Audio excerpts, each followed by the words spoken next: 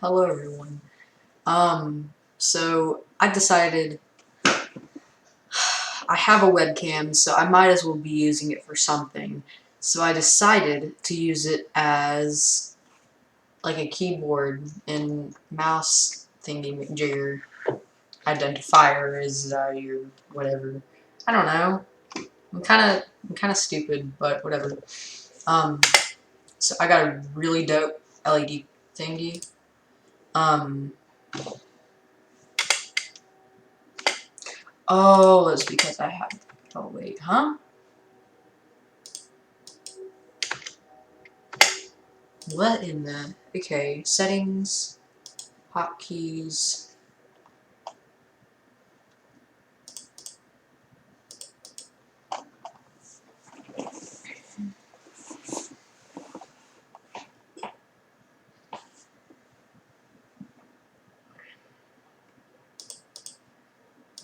Okay, mute. Let's make that F5 and unmute. Wait. Yeah, mute F5, unmute F4. Okay, anyway. So, my little gaming boy thingy. I got my cool little I Love Cats mug. That's neat. Yeah. This right here is how I talk to my friends on Xbox. I use Xbox app, FaceTime, or Discord to communicate with anyone. If they're, whatever, either way. So let's see. I've been gaining subscribers really quickly today. I've gained, let's see, I think 4 subscribers just in today. That's pretty cool. This is pretty neat. Pretty neat.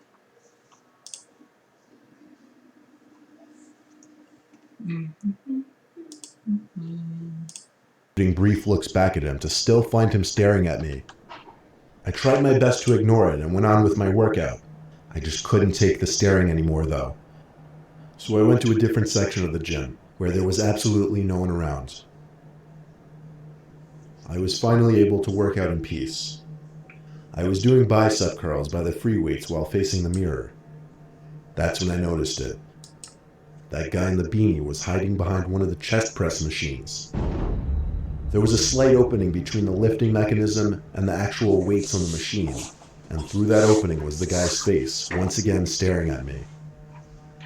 I think when he realized that I noticed him, he moved away out of sight behind the machine. I'm way too timid a person to go approach anybody like that, so instead of confronting him, I put the weights down and left the room. I walked straight to the front desk and asked the girl working to tell the man to either stop staring at me like that or to leave the gym. She looked down the aisle of workout machines and saw nobody. I asked her to come follow me.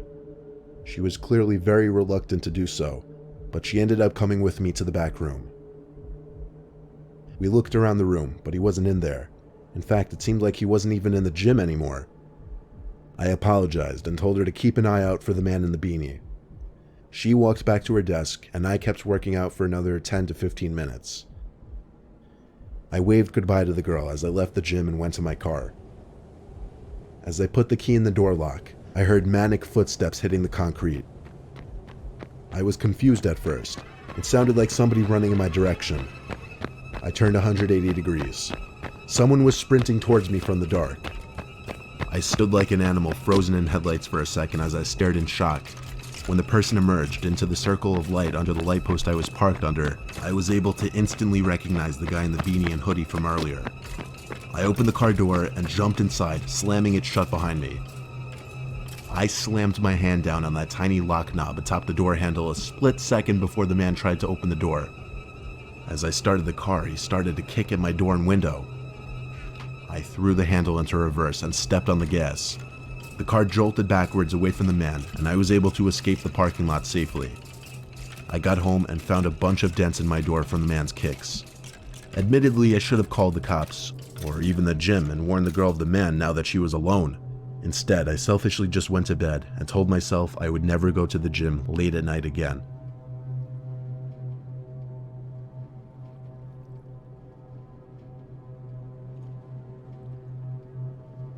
used to work nights at a 24-hour fitness in New Jersey. I had a love-hate relationship with these shifts. I loved it because very few people would come in during the deep night hours, meaning less people checking in and less weights I had to re-rack. I hated it because it meant I had to spend the graveyard hours sitting at a desk doing nothing while everybody else was asleep. Still, maybe you would think many strange things would happen during these hours. Or maybe you wouldn't. It's a gym. What could happen? Actually, only one strange incident ever happened while I was there. I was sitting in a chair behind the counter reading a magazine. Then, out of natural curiosity, I turned to do a little people watching. Well, I guess you would call it person watching, because there was only one guy in the gym. He wasn't doing anything though. He was kind of just pacing slowly down the gym, looking around. There's a cutoff between two different sections of the gym, the front and the back. He made a left turn past the wall that separated the two sections, and then he disappeared from my view.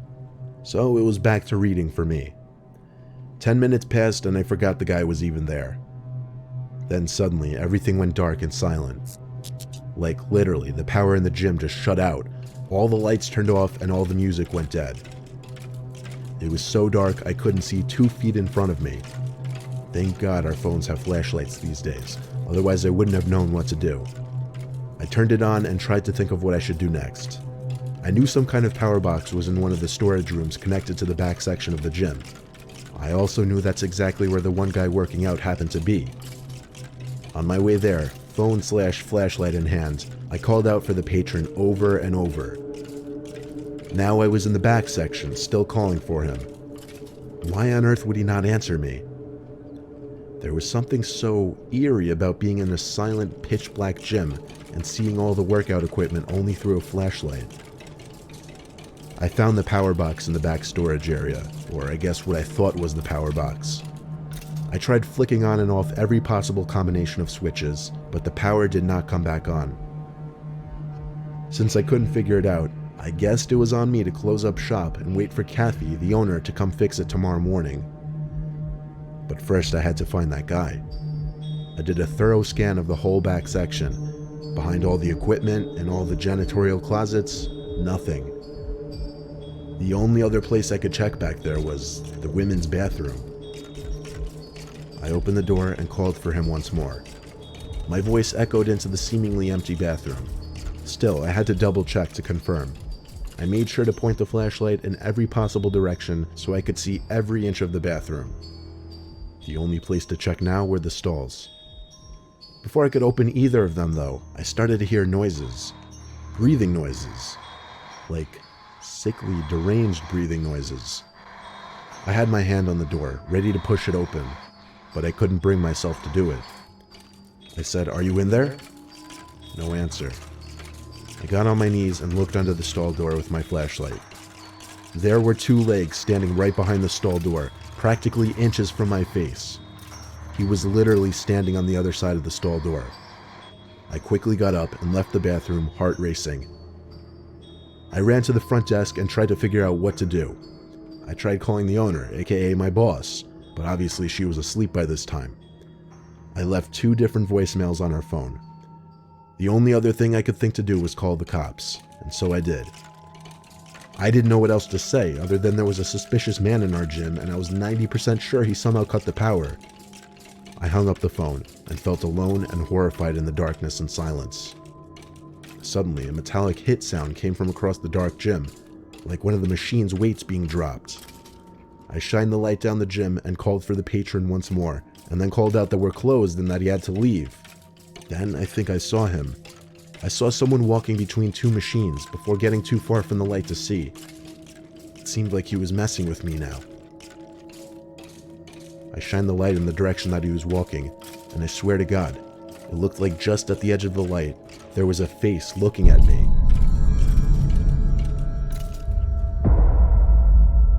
The blue and red lights from the cop car outside lit up the front section of the gym briefly. A cop knocked on the now dysfunctional front door, and I physically opened it to let him in. He took out his flashlight, greeted me, and said he'd take a look around. All I saw from the front desk was the light of the officer patrolling the whole entire gym, including bathrooms and closets, before coming back to me and saying it's empty. He suggested that whoever it was left through the back door, and that I should lock up and come back tomorrow morning.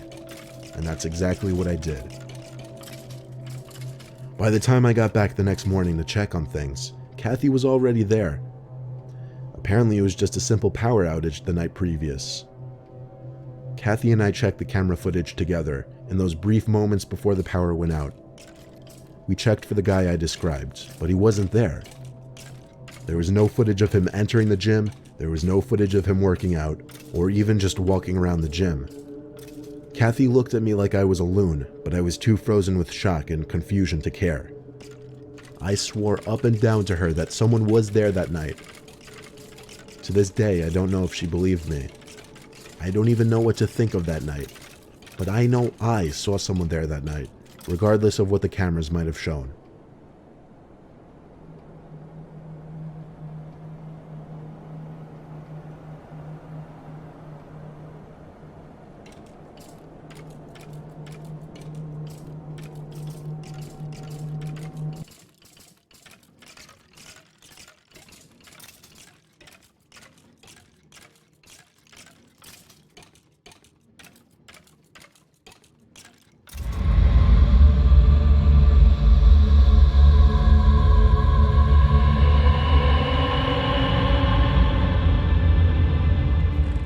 I live in a small town called Julian in California. I had started renting an apartment in some guy's two-family house. I was browsing Craigslist daily for some cheap furniture to fill the apartment with, or maybe even free furniture if I was lucky. After a week of looking for specific items like a living room couch and TV stand, I stumbled across an ad titled in all capitals, "Giving away Maplewood TV stand, mint condition." The ad obviously caught my eye, so I clicked it in a heartbeat, with the first thing I checked being the date of posting. It said it was posted a couple hours ago. This was a very good sign. The ad had a picture of the stand too. It looked pristine. The description gave an explanation as to why the owner was giving it away. Apparently her boyfriend was going away to the military and didn't have room to store a lot of his furniture, nor did he have time to sell it, and she would be moving back with her parents. There was a number attached to the ad which said call or text. I shot the man a text expressing serious interest in the stand. First thing I noticed was the green text, meaning he didn't also have an iPhone. That was always annoying to see because usually that meant the person would take longer to respond and I couldn't see when they were typing. However, the person got back to me surprisingly fast. She introduced herself as Anna and said I could come take a look at that stand the same night at 9 when she would get home from work, if I'd like to. I got back to her within 10 seconds saying, yeah, absolutely. She sent me her address, I thanked her, and she didn't respond after that. Come 8 o'clock, I sent her another text just to confirm that I could still come. She didn't answer. By 8:30 I was getting a little concerned and antsy, so I decided to call her. It rang 5 times, then went to voicemail. I didn't leave a voicemail, but she finally texted me back a few seconds after I called her. She said you can come now. So I put the address into the GPS, hopped in my car, and off I was to the destination. I pulled up to the house and knocked on the door since she said don't ring the doorbell. I gave the door 3 sets of knocks to no avail. I tried calling her, again she didn't pick up, but after the call didn't go through, she sent another text, telling me to just let myself in. I stood there for a second and read her text over and over at least 3 different times, before responding back, is there a problem? I thought it was weird that she was telling me to let myself in. She didn't respond to that text though, so after a few seconds of thinking it over, I grabbed the doorknob and pushed open the door. It made a very distinct and alerting sound, so I was positive Anna could hear it from wherever she was. I shut the door. It was on the darker side in the house, mainly because it seemed like a lot of the curtains were shut. It also had a very distinct, mildewy, cottony smell. I heard a voice call out from upstairs telling me to come up. I said, alright, be right there. But her voice sounded weird. I couldn't quite put my finger on it. Halfway up the stairs, I called up, Anna, right? She replied back, yup. Again, her voice sounded odd. I got to the top of the stairs, and there were 2 sides of the hallway I could go down. I playfully called out, which side? With a slight laugh in my voice, even though deep down I was finding the situation incredibly sketchy. Anna's voice came from the left side, from beyond an open bedroom door. I walked to the doorway and stopped. I didn't enter the room though it was a massive room mostly void of furniture. I poked my head into the room and didn't see anyone. Anna? I said. No answer. I was already inching back away from the doorway. "Anna," I said one more time. This time she replied, "Over here, just come inside." But it sounded like she was right behind the open door, and now I was realizing what was off about her voice. It wasn't a she at all. I was 100% sure it was a man pretending to be a woman. I said I forgot something in my car, I'll be right back. I turned for the stairs. That's when the door pulled open completely with force. But I was already on my way down the stairs before I could see who opened the door. I got to the bottom of the stairs, and I heard in a suddenly deep, haunting yell, "Come back."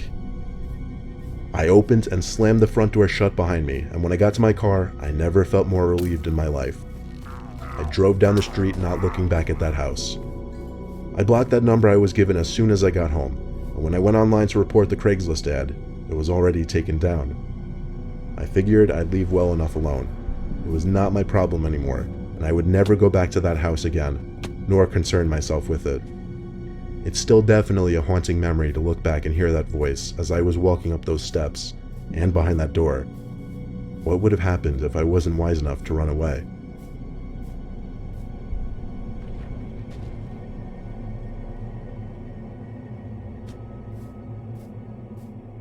I'm sharing this life experience of mine with the internet as a public service announcement to be careful on Craigslist or any similar websites. I happen to be browsing the for sale section of Craigslist trying to find a used laptop. One listing really got my attention, some Dell touchscreen laptop for $250. It looked like it was in good shape with very few minor cosmetic imperfections. I texted the owner, who introduced himself as Dave, and told me I could come pick it up that same night. He offered to meet halfway somewhere so that I wouldn't have to drive all the way out to his place. I live in the countryside, so he lived a solid 10 miles away, which would equate to a 20 to 25 minute drive. Since there aren't many notable places near either of us, we agreed to meet at a 7-Eleven parking lot. I got there at the agreed upon time, which was 10 p.m. sharp. I waited around for a few minutes, then I decided I was going to give him a call. But just as I took my phone out of my pocket to call him, his name came up on my phone. He was calling me. I picked up, skipping the hello, and just said, "Dave, what's going on?" There was a loud background noise on his end, maybe from his driving. There was an initial moment of silence before he started talking. He said he wouldn't be able to make it all the way to 7-Eleven because his car was making weird noises and he didn't want to go too far from home. So he pulled over to the side of the road off some side street. But when we say side streets out here, we don't mean side streets surrounded by buildings or houses. Side streets out here usually mean roads with no streetlights and surrounded by forest or farms. He gave some bizarre description of where he was. There was no way I'd be able to find it ordinarily, so I had him send me his location through his phone. He really was just parked on the side of some side road somewhere. I really didn't know if I was comfortable going at this point. It seemed way too suspicious. I'd heard all about those Craigslist horror stories before, and this seemed like the cliche build-up to one. Against my better judgment, I started driving over to Dave's location anyway. About 5 minutes of driving later on some completely pitch black road, I eventually saw the reflection of someone's taillights parked on the side of the road. So it had to be him. I pulled up behind the car on the grass next to a large cornfield but kept the car running. I turned my headlights off for a second, and it literally became blackness in every possible direction. So I turned the headlights back on. Weird though, I didn't see any light from his car. Not even the light from a phone. I called him again. He picked up on the first ring and said he had to run into the crops to take a quick piss, and to just get into his car so that when he gets back he could quickly show me his laptop. He hung up before I could even get my response in. This was too weird for me. I really didn't know what to do.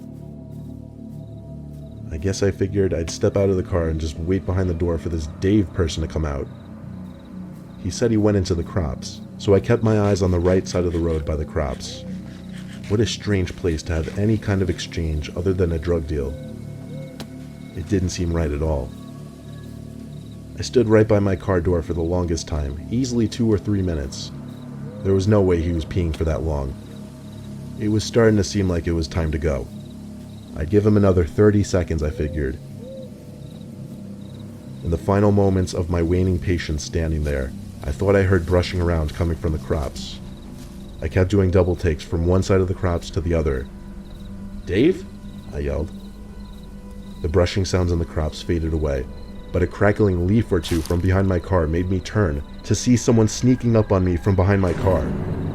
Exactly what I feared would happen, but that didn't make it any less horrific as I jumped into my car and floored it before the door was even fully shut. I literally loved myself for thinking to leave the car running. If I had turned it off, I may not have escaped in time. Deep down, I kinda knew the situation was far too suspicious to be real. But really, do any of us ever expect things like this to happen? These things are only supposed to happen in horror movies. You're not actually supposed to experience them for yourself. I guess it just remains a story to tell friends and family for years to come.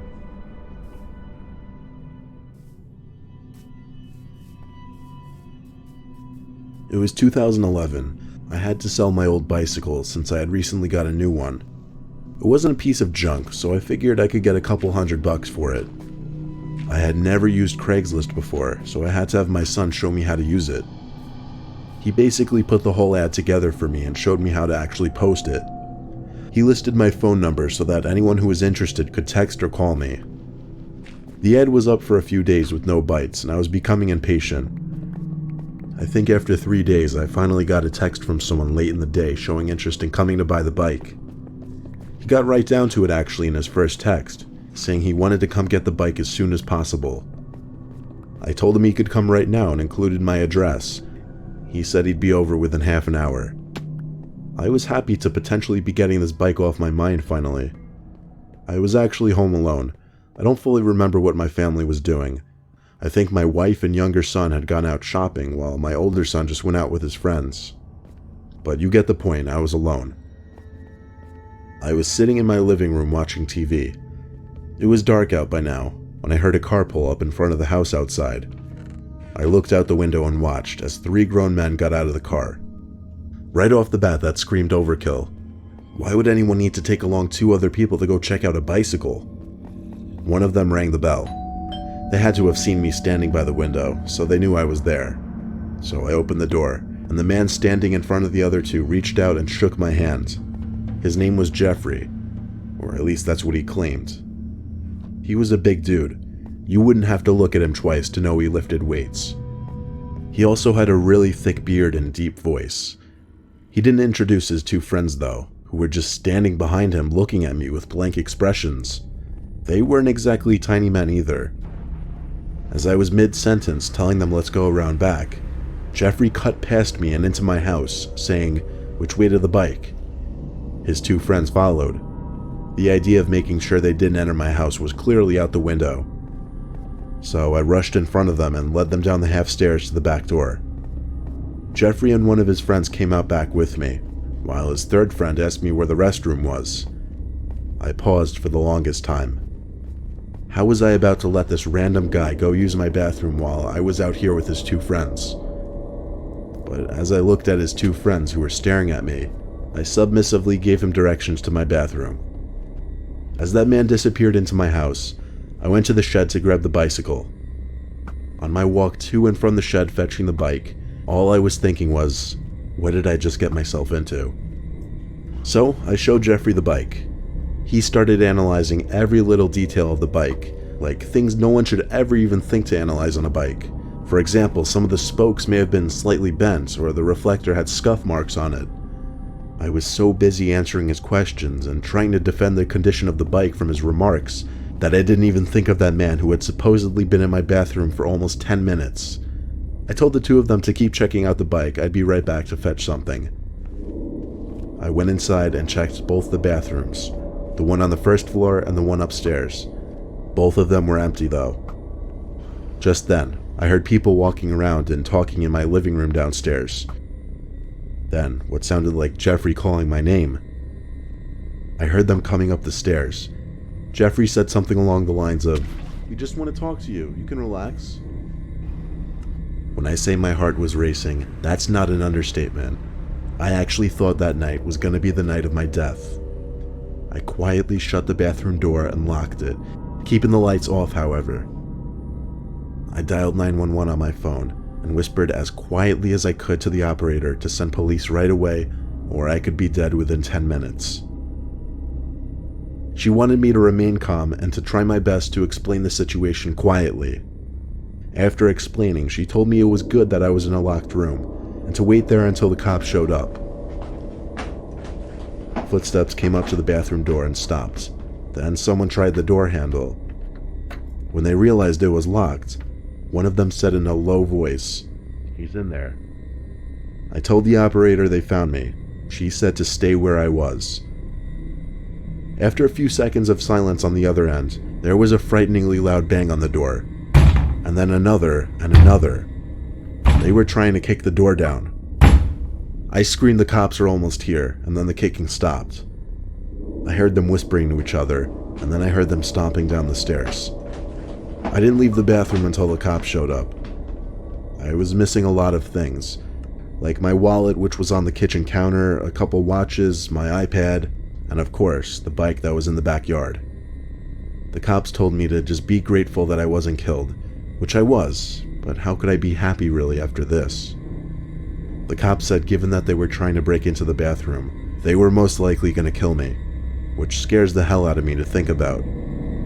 That was the one and only time I ever used Craigslist.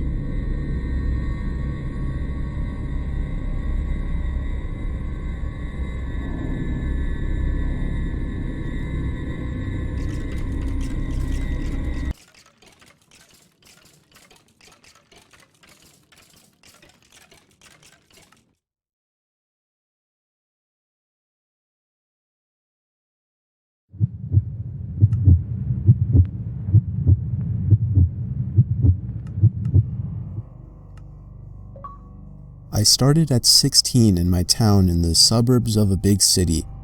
At first, they put me to help the chef in the kitchen and clean the place and stuff. 2 months later, my boss told me that on the days off of the main delivery boy, I would deliver, and I said yes, of course. Then all of a sudden, the delivery boy quit when he came from delivering a pizza at this one house. He looked traumatized and shaken, like something with his face and his eyes. He went into my boss's office and they argued for about 15 minutes. Then he came out and said, "Good luck, kid," then told me he had quit. I asked why and he said, "Just a shitty job, that's all." He then patted me on the back and left. I knew it was something else than just a shitty job, but I didn't think much of it. That was the last time I saw him.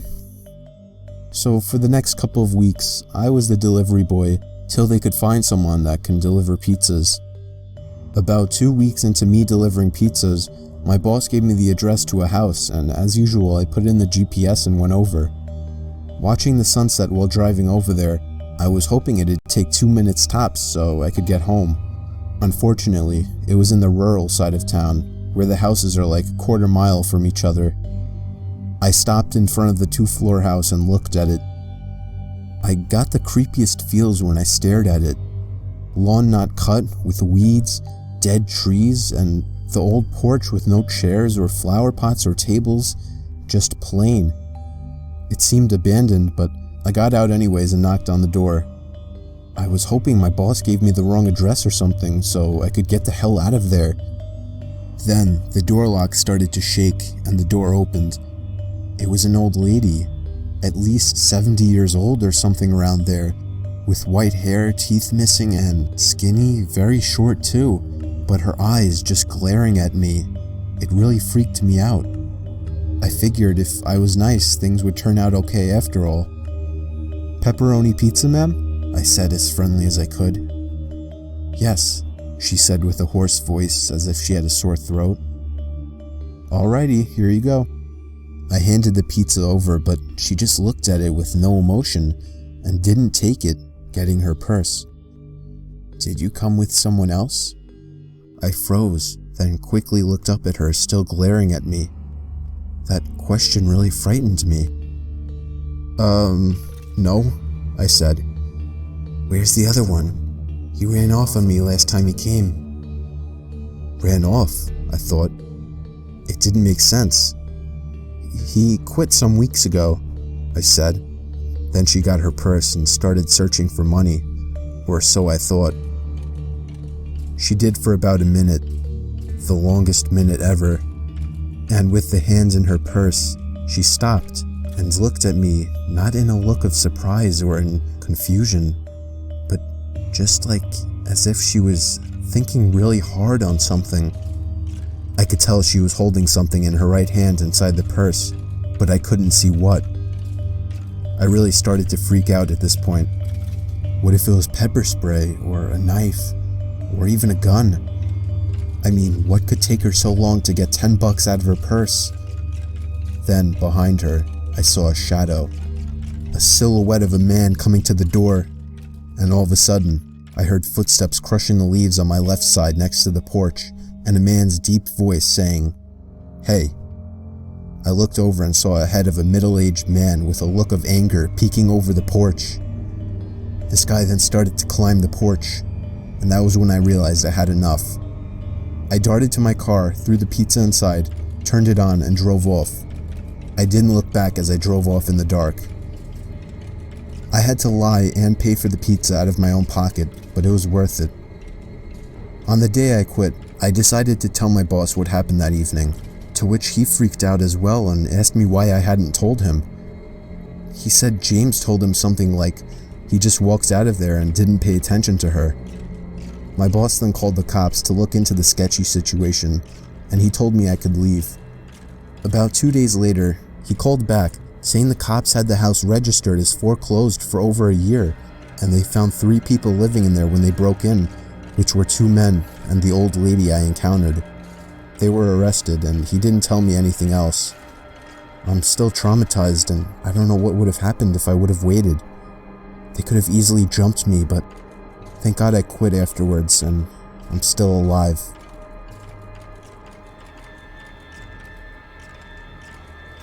I'll never forget the time I was covering my friend's shift at a pizzeria we worked at. He was the delivery boy, while I was usually the one manning the register. On that night, I made 2 real deliveries to normal people. Then, my manager gave me one final delivery for the night.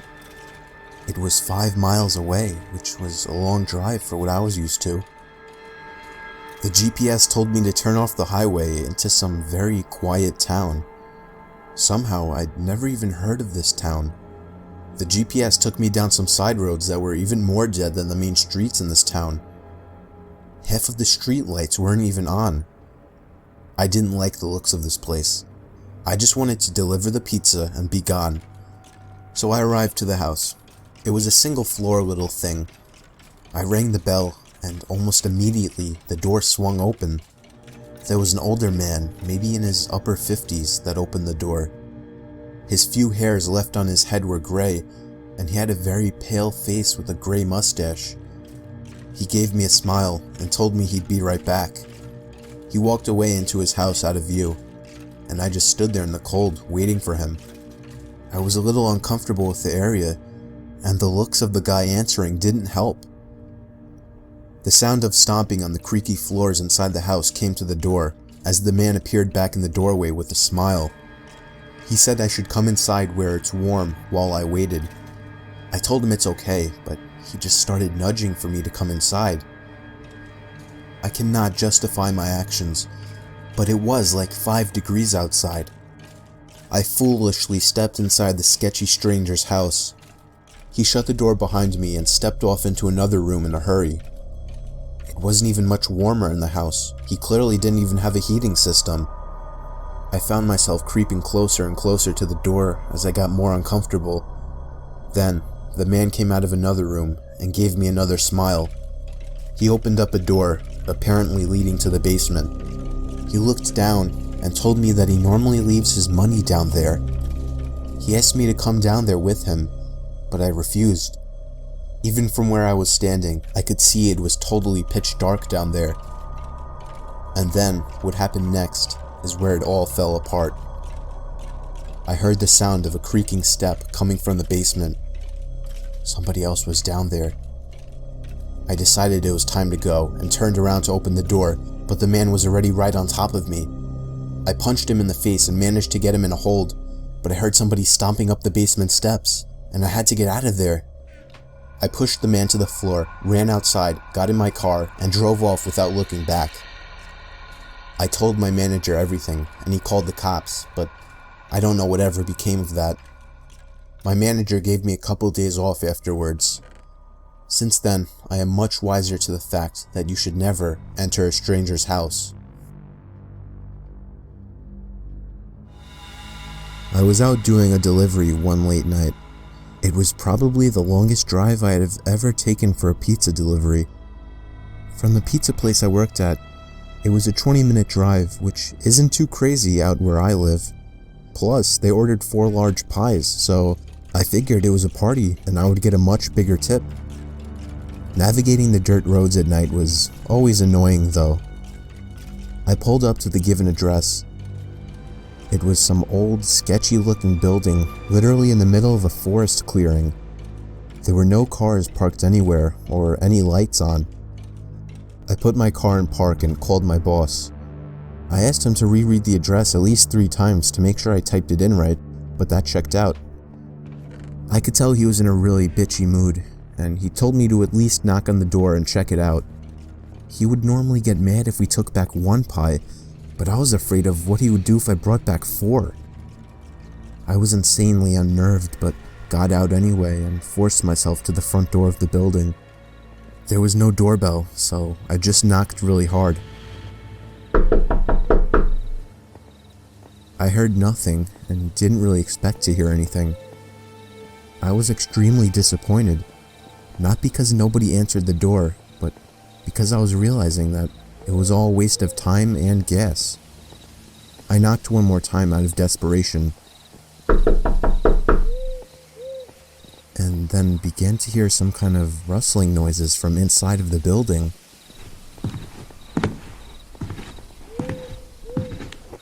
I knocked again and yelled that I was the pizza guy.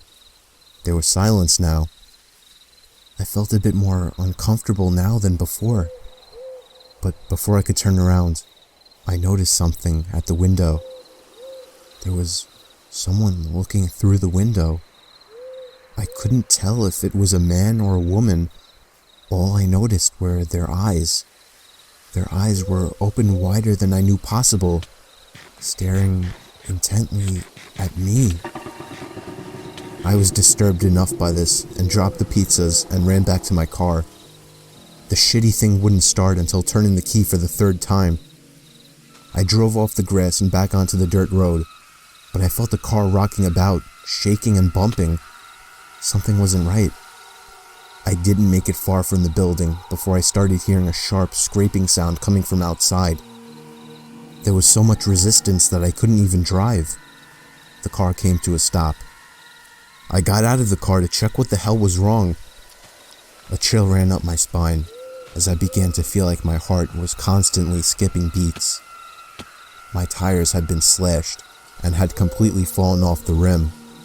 Not just the front though. All 4 tires were slashed. I realized somebody did this when I was knocking on the door to that building.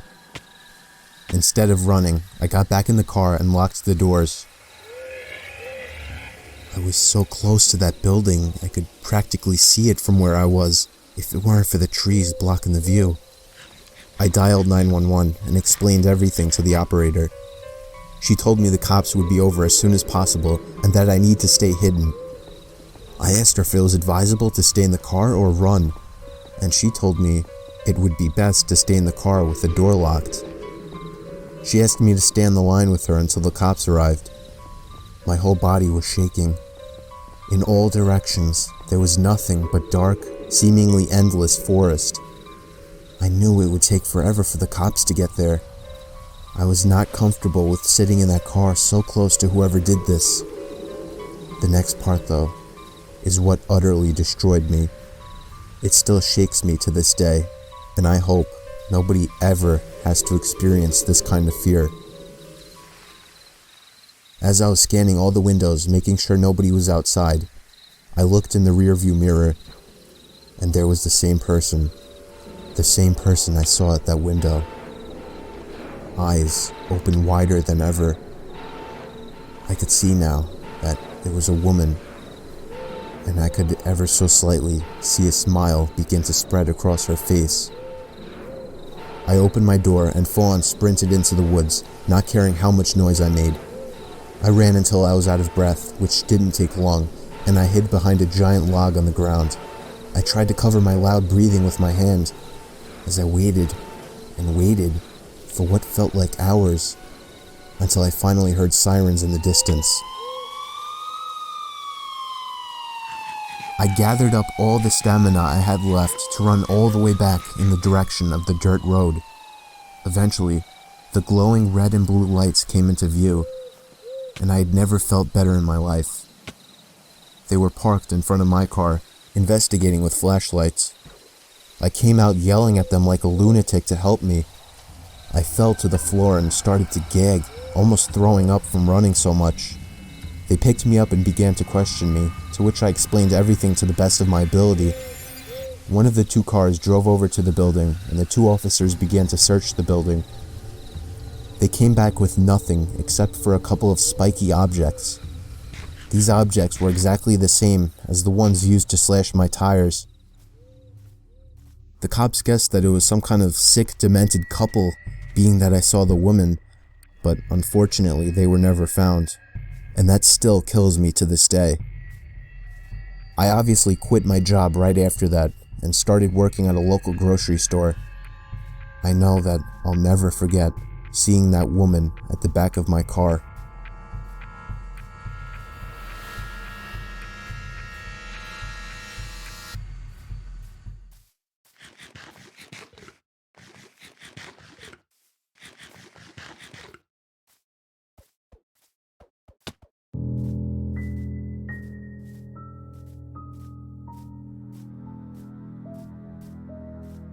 Working as a pizza delivery boy, you'll run into a lot of strange things. However, this story may be an excessive example of that. I was 21 years old, and it was a late Friday night shift at John's Pizza, meaning I would be closing with my boss. It was about 9 o'clock, an hour before closing. My next delivery was to the Saugerties, the next town over. The drive wasn't too long, maybe 15 minutes. I was a bit confused. The map was taking me to an isolated road that seemed to lead to nothing. I drove down it anyway, and shortly realized it led to a house by the water. It seemed every light in the house was on. Upon getting closer, I could hear music blasting from inside the house even with my windows shut. Strangely, there were only 2 cars parked in front of the house, at least from what I could tell. It was a pretty wide open property. The front of the house faced the water, so the road, or driveway I suppose, curved around to the front by the water. As I walked up to the front door, I took more notice to the fact that the house was like brand new. I then rang the bell a few times since the music was so loud.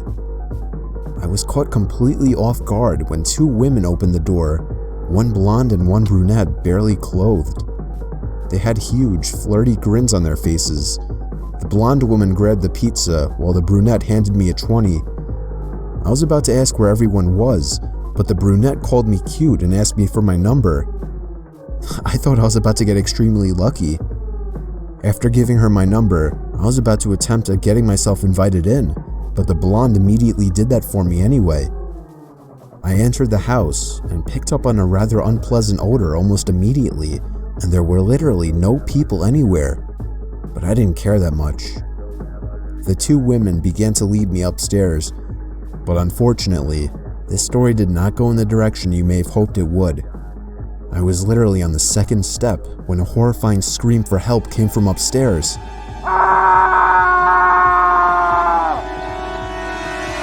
I looked up there and then at the 2 women. They were looking at each other. The blonde one very clearly mouthed the word shit to the brunette. I didn't even really piece everything together at that moment, but I still just kind of instinctively knew to run. I must have looked back like 20 times before I was able to turn around the car and drive back down the long driveway. Looking back through the mirror, I shit you not, at each and every one of the windows in the house, there were heads peering out to me as I drove away. Of course, I called the police on my way back to work and told them to check the place out. They did, and some investigator guy called me back not even an hour later, telling me whoever was there abandoned the place, and that, in fact, it was a brand new, just-built vacant house for sale. It didn't surprise me much. There was no party going on there. That same night, I got a text saying, "We know where you work." That was enough to drive me to quit that job. Since I mentioned a possible victim upstairs to the police, they came to my house to ask a series of questions about the people. I have also had my number changed since then, as I want no possible links to this incident, and I want to live with peace of mind.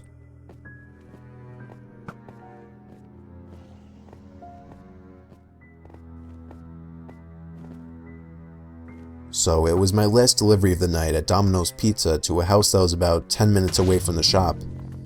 There was a note on the door, which I read after ringing the bell. It said, "To Pizza Guy, please let yourself in and leave the pizza in the upstairs bedroom. Money will be on the bed." Immediately, red flags were springing up in my head all over. I actually called my boss and told him I didn't feel safe going in there, and he actually told me it would be best to just go inside. I tried to use my charm, as people say I have, to persuade my boss, but he was hell-bent on me not bringing back that pizza. The door was unlocked, so I let myself in. It was an average-sized house with some furniture that seemed a bit aged. There was a small nightlight shaped like a candle on the wall, providing just enough light to see a bit into the living room and my way upstairs. There were no lights in any of the rooms up there, just another candle nightlight. More red flags going off in my head. I come to the end of the small hallway upstairs. There are two doors, one open, one shut. The open door leads into a dark room, which I had to guess was the bedroom. As you may imagine, I was shaking in my shoes, afraid for any sudden sounds or movements anywhere.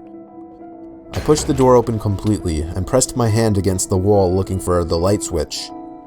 Found it. I flicked it on. Nothing. The lights didn't seem to work in this room. I very slowly walked over to the center of the room until something cushiony stopped my leg. It was a bed. I placed the pizza on the bed and began to search for the money in the dark.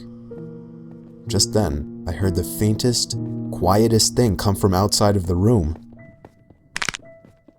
I lifted my head and then resumed searching even faster.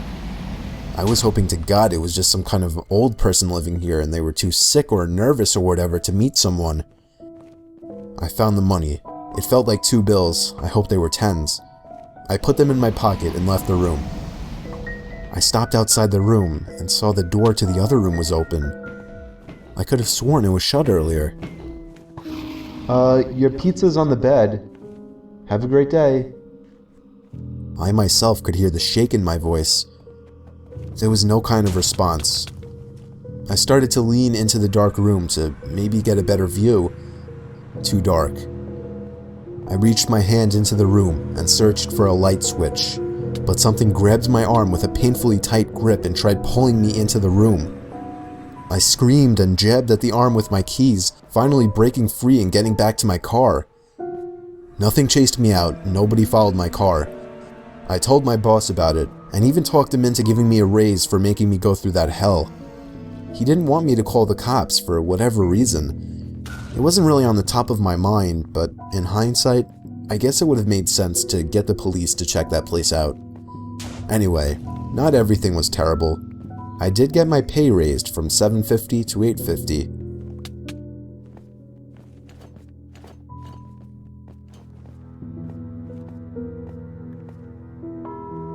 I was never the delivery boy when I worked at Gino's Pizzeria, but when the new kid called out sick on like his second day, I had to take over for the night. It was a slow Tuesday night for deliveries, so it wasn't too bad.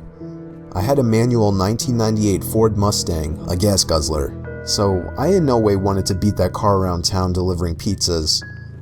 I made 3 normal deliveries within 3 hours. The place closes at 9 on weekdays, so I estimated 1 or maybe 2 more deliveries for the night. I picked up the phone to a customer who sounded like the definition of a meth head or something. She had a raspy voice, she stuttered, she forgot what she was saying, she had long pauses. Literally, there was like a 10-second gap between her saying, "Can I just get and regular pizza?" It was a huge production just getting the address from her. Sounded like she was asking someone in the background what the address was. Well, I was just so excited to meet these people. After she gave me the address, she hung up without me even telling her the price or how long. I told my chef, whose name was actually Mario, I know, a bit cliche, 1 regular pie. 10 minutes later, I was on my way. We live in the middle of absolute nowhere, so each delivery was a longer trip with a bigger tip. It took probably 10 minutes for me to get to the location.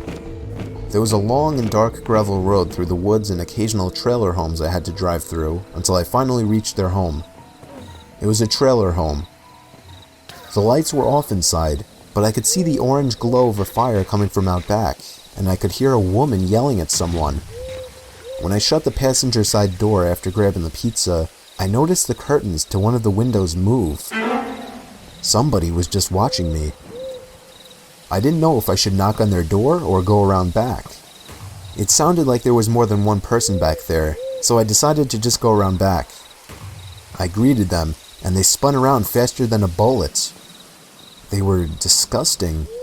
They looked like typical trailer trash meth heads. The woman looked at, I'm guessing her husband, and asked what he's doing here. He then scolded her, saying she was the one who gave the address. They seemed to be standing close together to hide something behind them, and quite frankly, I didn't want to see what it was. I asked them if I should go around front, and then they whispered something to each other. The woman pointed at me and told me to wait there. She would go get the money. She went inside, and for the next 2 minutes, I awkwardly stood there trying not to stare at the scary-looking guy, who I knew was staring at me the whole time.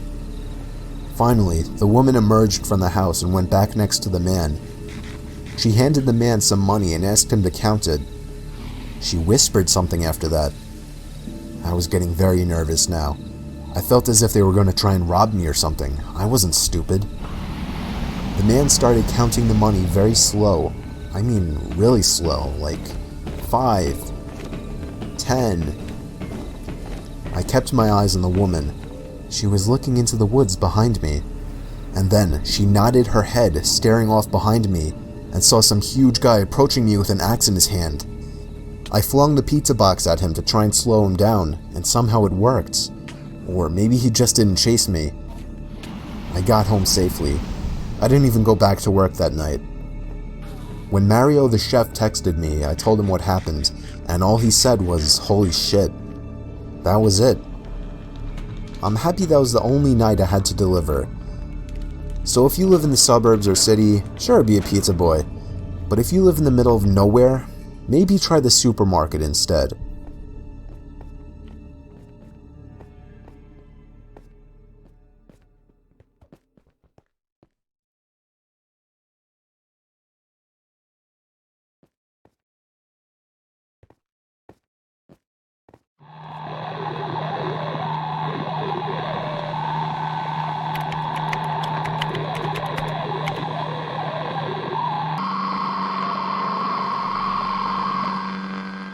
I was working the night shift at my local Waldbaum's back when it used to be open 24 hours a day. There would normally be less than 10 customers throughout my shift, but I wouldn't get to sit around and do nothing though. They wanted me to work on stock when I wasn't helping a customer. It was a bigger Waldbaum's, so oftentimes there may have been one other person in the building, whether it be someone working on stock or someone cleaning. This night, I was the only one working. I was working stock in the cereal aisle when I heard something fall over on the other side of the shelf in the next aisle over. I would always hear the door to the store sliding open. It was the loudest thing ever, so it kinda caught me off guard that there might have been a customer in the building. Of course, it wasn't weird. Yet. Not until I looked to my left and saw a man standing by the edge of the aisle, shooting me a blank stare. "Do you need something, sir?" I asked him. No. Could you just point me to the eggs?" he said. He wasn't normal looking. His face looked weird. Not exactly ugly, just unusual. Like his upper lip kind of came out too far. Almost like a Simpsons character. I was a bit uncomfortable that I had to deal with ringing him up. I hurried to finish the cereal aisle, and when I was done, I began to bring the U-boat cart to the back room. I was stopped halfway. when the same guy cut me off through the middle section of the aisle. I want to note this guy was probably in his mid-30s, and at the time, I was only 22, though I looked much younger. The guy stopped me and started trying to make awkward small talk. He started by asking me my name, how old I was, if and where I went to school, and why I was doing the night shift. His questions started to get weirder when he asked me if I went to parties a lot and if I had a girlfriend. I told him I didn't, and then he asked me if I've ever had a boyfriend, while putting his hand on my shoulder. I immediately started walking away with the cart, but he followed me. I told him I wasn't into whatever he was thinking about. I went faster and faster until I finally made it to the back storage room. He didn't follow me in. I wasn't supposed to stay back there for extended periods of time to avoid customer theft. I decided it would be best to just wait for him by the register so that he would ring his stuff up and leave. But I waited there for at least 20 minutes. He never came. I decided he was gone, and whether he stole the eggs and something else, there wasn't anything I could do now. I had to go to the bathroom, so I took a quick jog to the back of the store and into the employee bathroom. Moments after sitting on the toilet, my heart dropped into my stomach as I heard the bathroom door open. I choked the urge to say something like, "You can't be in here," but I didn't want to give away my position. I lifted my leg so that I wouldn't be visible from under the stall, and what happened next was simply horrifying. I sat there for the longest time, looking at the floor, not moving a muscle. When I finally looked up, I could see an eye peering through the crack of the stall door. I screamed. I knew I was trapped. I knew I had one shot at making a move. I grabbed the box cutter in my pocket and began sliding it through the crack of the door, forcing him to move his eye away. I took that chance to slam the stall door open in his face and hightail it out of the bathroom and all the way out of the store. I called my boss at least 5 times before he finally picked up and explained everything. He told me to call the cops, and so I did. Of course, the man wasn't in the store anymore by the time the cops showed up. I only did the night shift twice after that, and luckily didn't see the man again.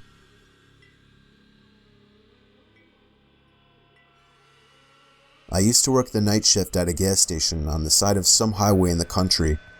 From the hours of 12 a.m. to 6 a.m., the road was pretty dead. I would have maybe 1 or 2 people come in to pick cash in a whole night. It was a very boring and depressing job, especially doing the graveyard shift, but I had just finished college and I needed to pay off my loans. The only reason I kept this job was because my boss threw me an extra $5 an hour for doing the night shift. On this one cold December night, I was doing my usual thing, reading the newspaper, playing games on my phone, and whatnot, when I noticed the headlights of a car pulling off the highway into the parking lot. It was a red pickup truck. Somebody stepped out and shut the door. I went back to reading the paper as I saw that he was standing by the gas pump. I assumed he wasn't paying cash. I looked up a few moments later and saw that he was still standing in the same position, staring at the gas pump.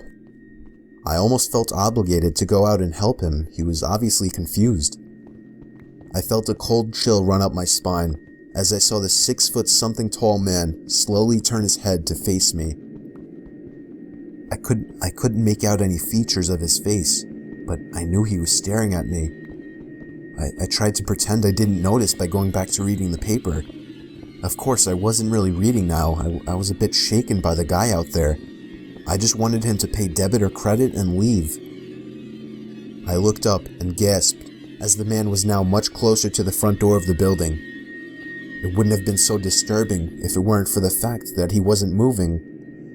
He was just standing still, as before, still looking in my direction. I walked over to the door to get a closer look. All I could see in his face was still blackness. I locked the door and flipped the open sign to closed on the door. I didn't care if this would possibly get me in trouble. I was not taking a chance because, quite frankly, I was scared shitless. I walked back behind the counter and sat down on one of the containers on the floor, just so I couldn't see the man outside anymore. I stayed in that position for a good 5 minutes, texting every friend I have to see who was awake. I was desperate to tell somebody about this. When I finally got up to check that he was gone, I let out a full scream as the man was now right outside the door. I picked up the phone on the counter and called the police. The operator was reluctant to send somebody over because of the way I described the situation, but I persuaded them. I hid behind the counter, balled up like a child.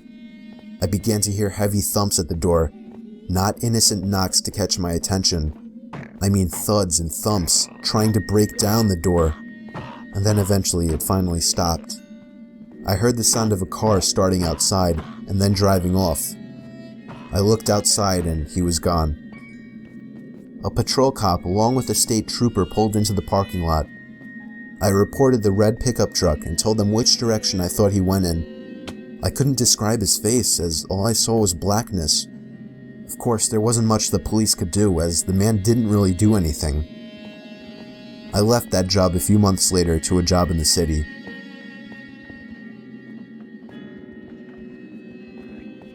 It was 2 years ago. I was called in to do the night shift, 10 p.m. to 4 a.m. at 7-Eleven, since somebody called out. The store was located on a busy road in a rather quiet and rural area. During the night shift, you could expect anywhere from 10 to 20 people come in to buy a beer or something else. This one particular night, there was this one guy, mid-20s, that came in. He started making weird noises, like loud yelling noises. I assumed he had some kind of mental disability. In fact, my brother has a mental disability, so I immediately felt sympathy for the guy. He walked up to the counter without any items, with his head facing me, but his eyes were looking up at the ceiling. I felt uncomfortable. I honestly didn't know how to deal with it. I tried speaking with him, but he only responded in loud noises. I kept checking if he was with someone outside, but he was alone. There weren't any cars in the parking lot, so I assumed he walked.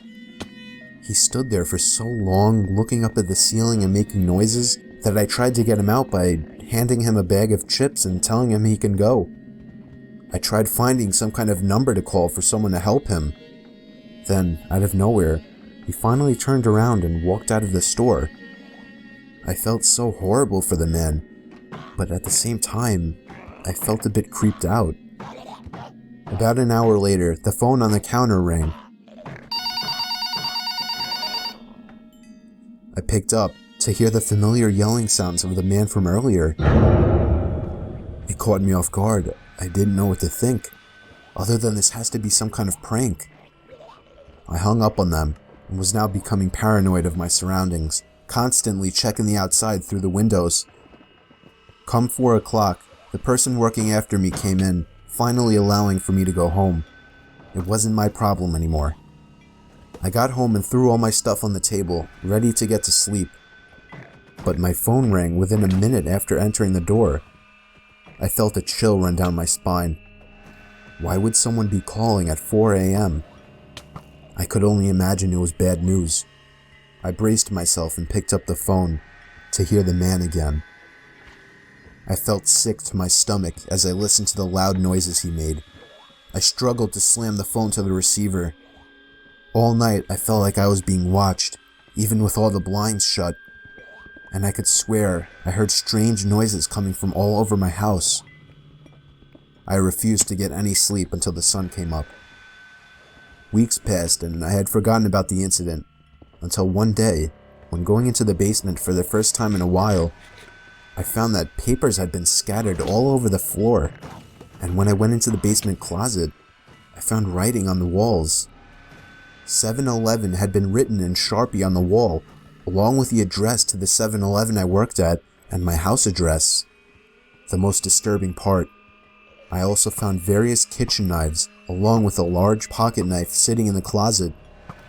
What started out as seemingly just an innocent person turning into something of a prank ultimately turned into something much more horrifying.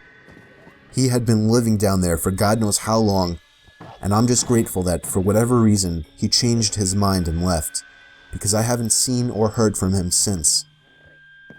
All I can say is that man is dangerously ill.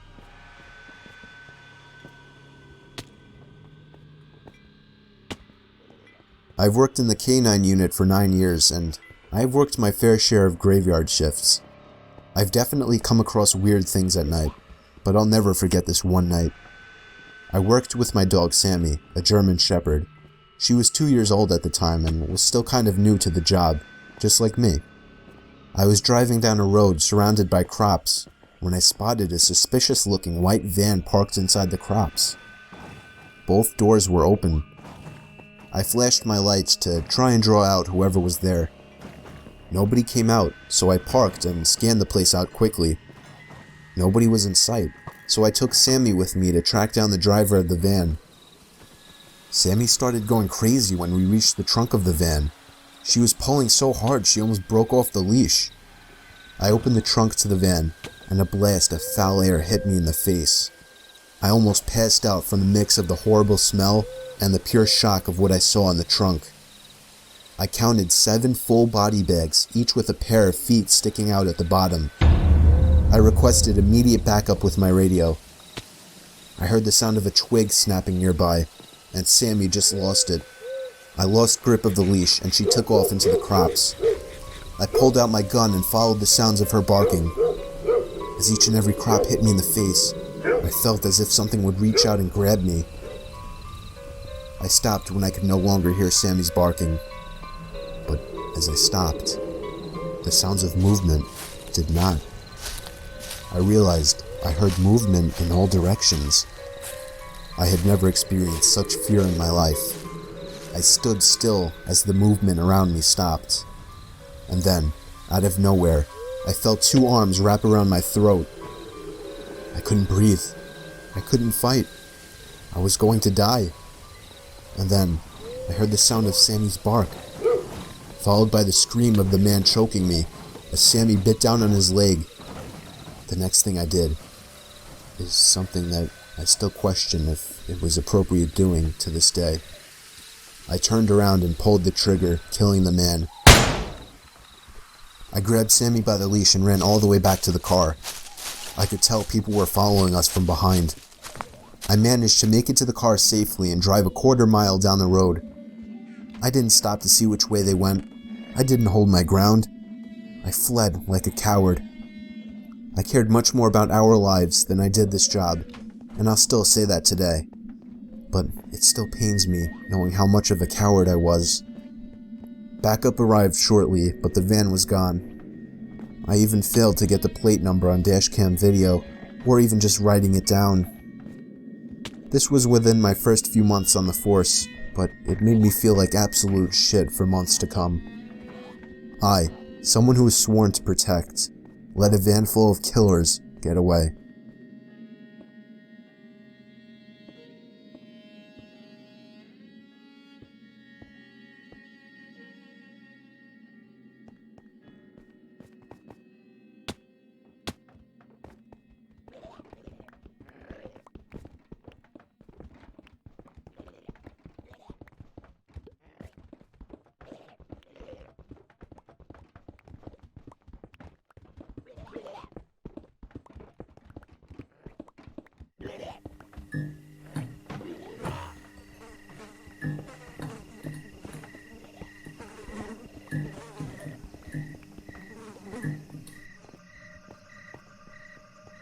I got a job as a police officer a few months ago. For my first year or so, I'm expected to work the overnight shifts and do 3 12-hour shifts a week. It's totally brutal, especially given that the worst things happen at night. It's only my 3rd month on the job, and I already have a nightmarish story to tell. I was patrolling around my designated route, 2 or 3 in the morning, absolutely no cars to be seen on the road at all. Most of my route was dark since there was a lot of forest in our town. And then there would be one long street called Warren Street, one of the only streets lit up by streetlights around here. All the stores at this hour were closed, of course, so there was very little going on at this time. I took the left turn off a quieter road onto Warren Street. I drove slow, always looking on both sides of the road to see if anything was going on in any of the parking lots. I picked up on something strange as my car zoomed past a coffee shop parking lot. I brought the car to a halt with a heavy stomp on the brakes, and brought it to a reverse until I got back to the parking lot. I rolled down my window and stuck my head out to confirm my eyes weren't playing tricks on me. The lights in the coffee shop were on, which was beyond bizarre. The shop always closed at 6 p.m. on weekdays. I knew because I was a frequent there and I knew the owner personally. I pulled up to the curb and figured I'd go check the door. Wouldn't you know it, the door was unlocked. I pushed the heavy glass door open and stepped into the shop, calling the owner's name. Something about my voice echoing into an empty coffee shop at 3 a.m. was freaky as hell. It gave me shivers just wondering why the lights were on.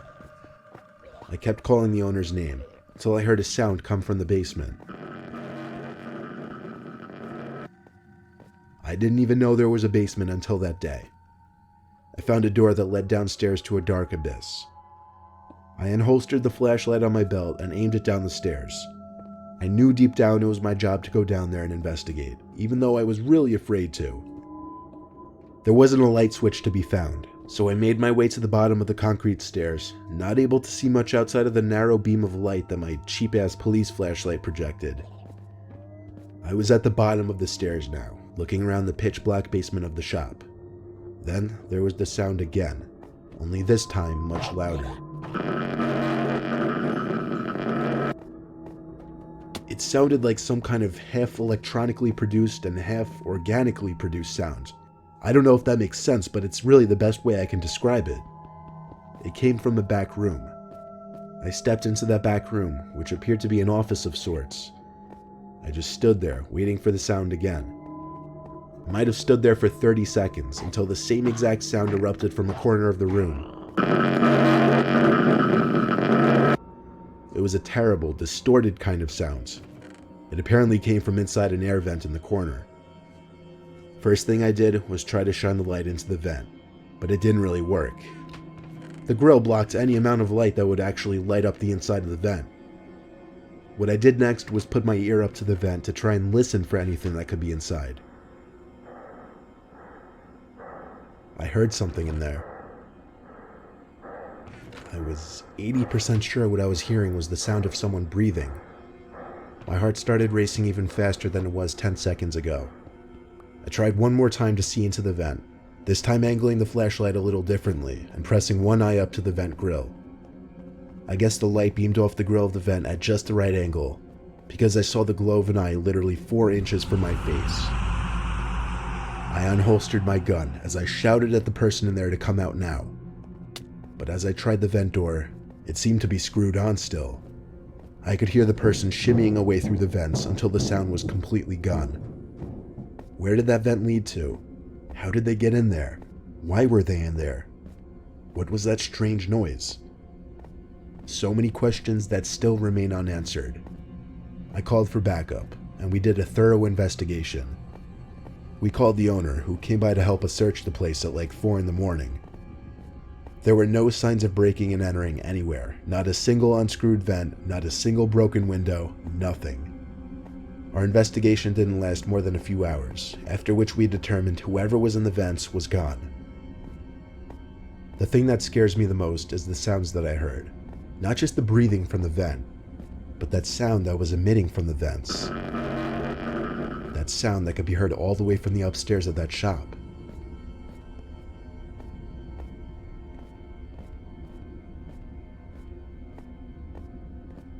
I used to work at a gas station off some rural highway in Ohio. It was a 24-hour gas station. I usually worked from 8 p.m. to 4 a.m. The shift always started busy. Lots of people on road trips coming in for coffee and snacks, filling up gas obviously, and usually around 11 to 12 it would really quiet down. There would still be some people coming in, but once 1 or 2 a.m. hit, it was usually dead until the end of my shift. Usually by that time I was just playing games on my phone, doing work for my web classes, or watching movies on my laptop. The night in question I was actually catching up on a TV show I was watching at the time. The road was completely dead at this hour. You could expect to see maybe 1 car pass by every 5 minutes, and maybe 1 car came into the lot every 20 minutes to a half hour. The headlights of a car suddenly glared through the window briefly as a car turned into the gas station lot and pulled up to one of the pumps. The car turned off, and so did the lights. No one stepped out, though.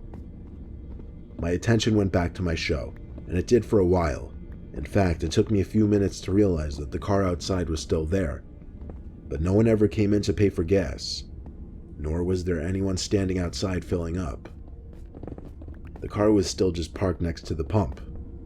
It was a bit sketchy, but then again, maybe they were texting or on a call or counting money. There could be a number of reasons. Finally, I heard a car door shut outside. I paused my show, expecting them to come inside, but the guy just stood by his car. It looked like he was facing down at first, but when I squinted my eyes a little, I saw he was actually looking at me. He finally came over to the door and came inside. The bell of the door rang as some guy with his hood up walked right past the counter. He gave an ever so slight side glance to me.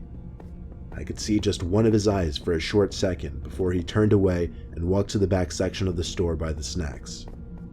I couldn't see or hear him while he was back there. He seemed to be back there for a while. I called out, "Do you need help, sir?" Not even the slightest sound in response. Just as I was about to come out from around the counter, the man came out from the corner and slowly walked back outside, not looking at me once. He went back to the pump, opened his passenger side door, and seemed to be digging in his car for something. Then he shut the door and looked at me again. Regardless of the distance and glass between us, I knew he was looking at me. He lifted his arms and seemed to begin waving me over. I didn't know what to do, but everything about this situation and this man were freaking me the hell out. He started walking very quickly over to the door, still waving his arms and hands at me. He put one hand in his pocket now, while waving with the other still. It looked like he was reaching for something. I ran around from the counter and to the door so I could lock it. I managed to with only 3 seconds to spare before he tried pulling it open. This was the first time I could see his face as he looked at me and I looked at him. I noticed his hand in his pocket, holding what I was sure was the handle of a blade. I shut the blinds to the windows as I told him we're closed. He still stood there though. I tried to put it out of my mind, but I couldn't because he started knocking on the glass. He knocked and knocked and knocked until it turned into more of a banging. I screamed a threat to call the cops if he didn't go away. He stopped a few moments after I said that, and I think he walked away. I didn't check. I simply stayed hidden in my corner behind the counter. I gave it 10 minutes before I would open the blinds back up. And when I did, I felt a certain kind of horror in my body when I saw his car was still there.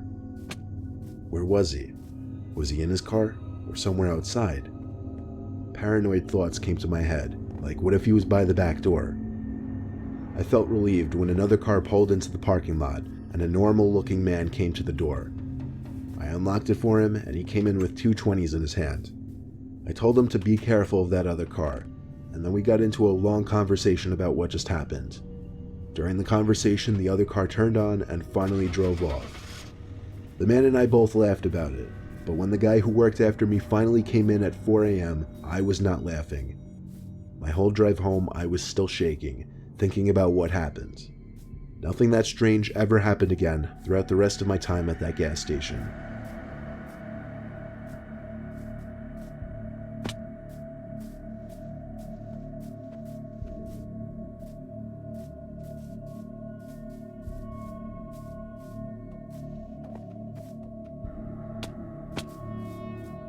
My second job ever was delivering Chinese food at a local corner Chinese place in 2008.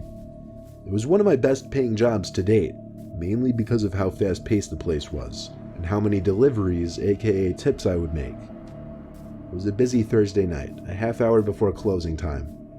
We had 3 delivery guys working, myself included. My boss was always a hard ass. As usual, he told me to make the delivery and be back quickly. The address led to a town 5 miles away though, so I knew this would be a longer trip, but the longer ones always had the better tips. I still remember the order. It was just an order of wonton soup and rice. It was a 15-minute drive. I pulled up to the house, and it was not exactly the most appealing area of town. I stepped out of the car with a small brown bag of food, and before I stepped up the curb from the street, I stopped and looked up at the upstairs window of the house I was delivering to. There was half of someone's face peeking at me. And by half, I mean I could just see someone's eyes and the top of their nose, as if they were trying to hide. I didn't know what to think. It didn't look like some kid, it looked like a grown man. All I could do was continue walking to the door. I found a note on the door saying, "Doorbell broken, asleep, door unlocked, money on table, please come inside and leave food on table." The note was so bizarre I had to take a picture of it. You know how they say red flags can go off in your head in a split second? Well, that's exactly what I was feeling. I stepped back a few feet to look up at the window again. The person wasn't at the window anymore. I knew they weren't asleep, so why would they leave a note like this? I tried to rationalize. Maybe it's a really socially awkward person who prefers not to engage with a delivery person. I slowly turned the knob, and yes, the door was unlocked. There was no light at all in there. I couldn't distinguish where the table was that the money was allegedly sitting on. I tried going left, and found myself in what I assumed was the kitchen because I could hear a fridge nearby. Like I said, it was dark as hell in there. I finally came up with the brilliant idea of using my phone as a light. I put the brightness up all the way, and that's when I saw the silhouette of a person in the corner of the kitchen. No features, nothing. Just the silhouette of someone. At that moment, I dropped the bag of food on the floor and walked out the front door back to my car. I never looked back at that sketchy-ass house, nor did I ever go back to that sketchy-ass part of town. My boss was pissed even after I explained it to him, but that's just how he is. I did another delivery that night and went home, and couldn't sleep all night thinking about what could have happened in that house, had I actually gone up to that table.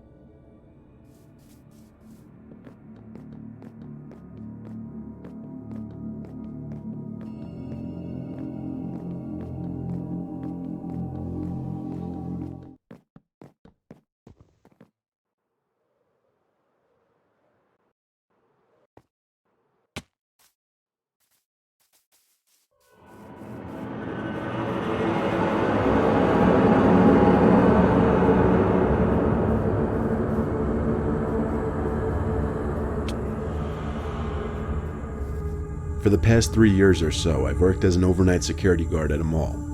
It used to be that the mall didn't require an overnight person, but vandalism started to become a problem. Most of the time I would drive around the parking lot all night listening to my car radio. Now and then I'd kick some skateboarders out of the parking lot or investigate a suspicious person lurking about. Other than that, I'd say the job was pretty tame. Maybe 3 months in, I experienced something a little bit stranger. I noticed that the light to one of the shops was on while driving around the parking lot. This was surprising to me considering no one had snuck past me as of yet. So of course I parked the car and headed inside the mall to catch the potential thieves. As I approached the shop, I didn't hear the sound of anyone rummaging through the inventory. Sure enough, the shop was empty. As a matter of fact, even the security gate was still down. Only the shop owners had access to the security gates, so I couldn't really do anything about the light being on. I headed back out to my car. I'd say an hour went by with no incident, but as I was circling around the entrance to the mall, I saw another light was on inside. Inside the mall, it was the same scene repeated. The light was onto the shop, but the security gate was still closed. I even tugged on the damn thing to see if someone heard me coming and just hid from me. Nope, it was locked. I heard a click from behind me while investigating. The previous light was no longer on. Maybe it was my mind playing tricks on me, but I swear I saw someone run behind the counter and hide. I think about now is a good time to mention I was running on 3 hours of sleep for the past 48 hours, and I was blaming these occurrences just simply on the lack of sleep. I shined my flashlight into the shop and scanned the area. Nothing that I could see. Behind me was another click. Once again, the light to the shop was off, and this time I know I saw someone standing in there. So I simply called out, "You can either leave with me or you can leave with the police." They didn't move, just stood next to the light switch. I approached the gate and turned my light in the direction of the light switch, and there was no one standing there. I did see that a clothes rack was fairly close to the switch, so maybe the light was catching the clothes just right and was casting a shadow. That was the most logical explanation I could think of, at least. I left the mall. I was pretty spooked from the events of that night, but after a few months, they were pretty much out of my mind. My patrols were nothing special for a while after that. I think my next incident happened around my 1-year anniversary as a guard. It was winter and I was inside of the mall checking the pipes. Yes, I was on security duty, but the owners decided to save a buck by having me inspect certain things as well. It was whatever. I was heading to one of the bathrooms to relieve myself when I heard a toilet flush. I jumped a little more than I would like to admit. Inside of the bathroom, I didn't see anyone. The toilets in the mall were motion activated, much like every other mall in the world. I checked all of the stalls, empty. I'll spare you the details, but after checking the stalls, I took a seat in one of them. I had a YouTube video playing on my phone while I was sitting. Then I heard a tapping sound coming from the stall next to me. I glanced to my left and saw a pair of shoes standing with the toes pointing towards me. Slowly, I brought my eyes up above the stall. Sure enough, there was the tallest man I'd ever seen standing over the stall, staring down at me. Had I not already been on the toilet, I would have been running home for new pants. When he saw me notice him, he ducked back down beneath the stall. I hopped up and kicked in the door to the neighboring stall. The damn thing was empty, except for a pair of shoes sitting in the same spot I had seen them. My heart was thumping like crazy. I went back to my car as quickly as possible after that. If I remember correctly, this happened at around 4 in the morning. Once again, I accredited all of this to my lack of sleep. I was just happy that I had the next day off.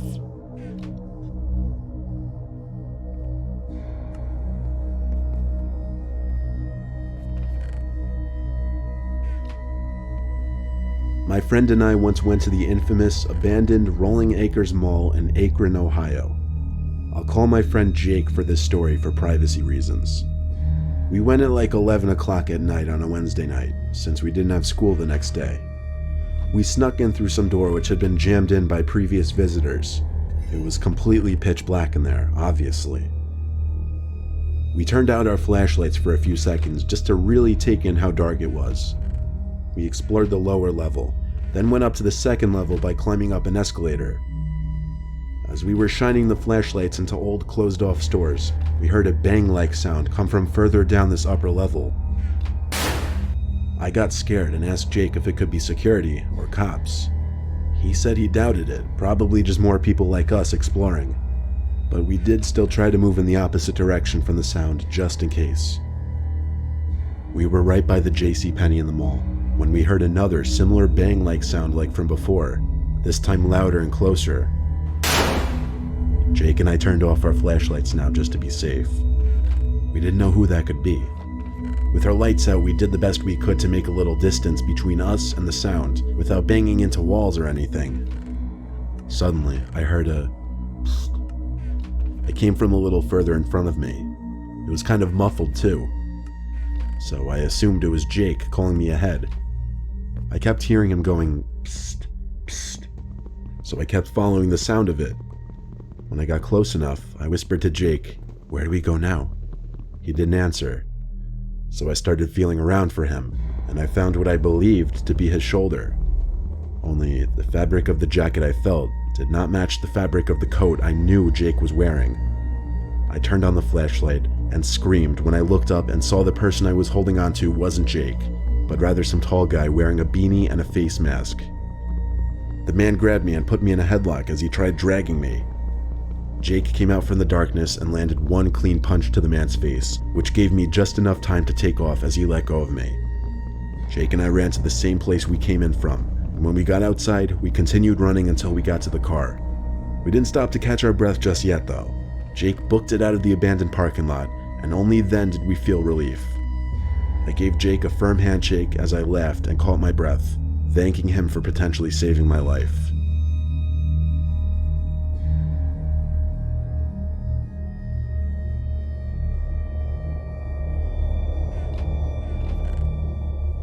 I used to work in a 24/7 general store in a mall in South Carolina, so while the mall itself would close around 9:30, our store would stay open all night.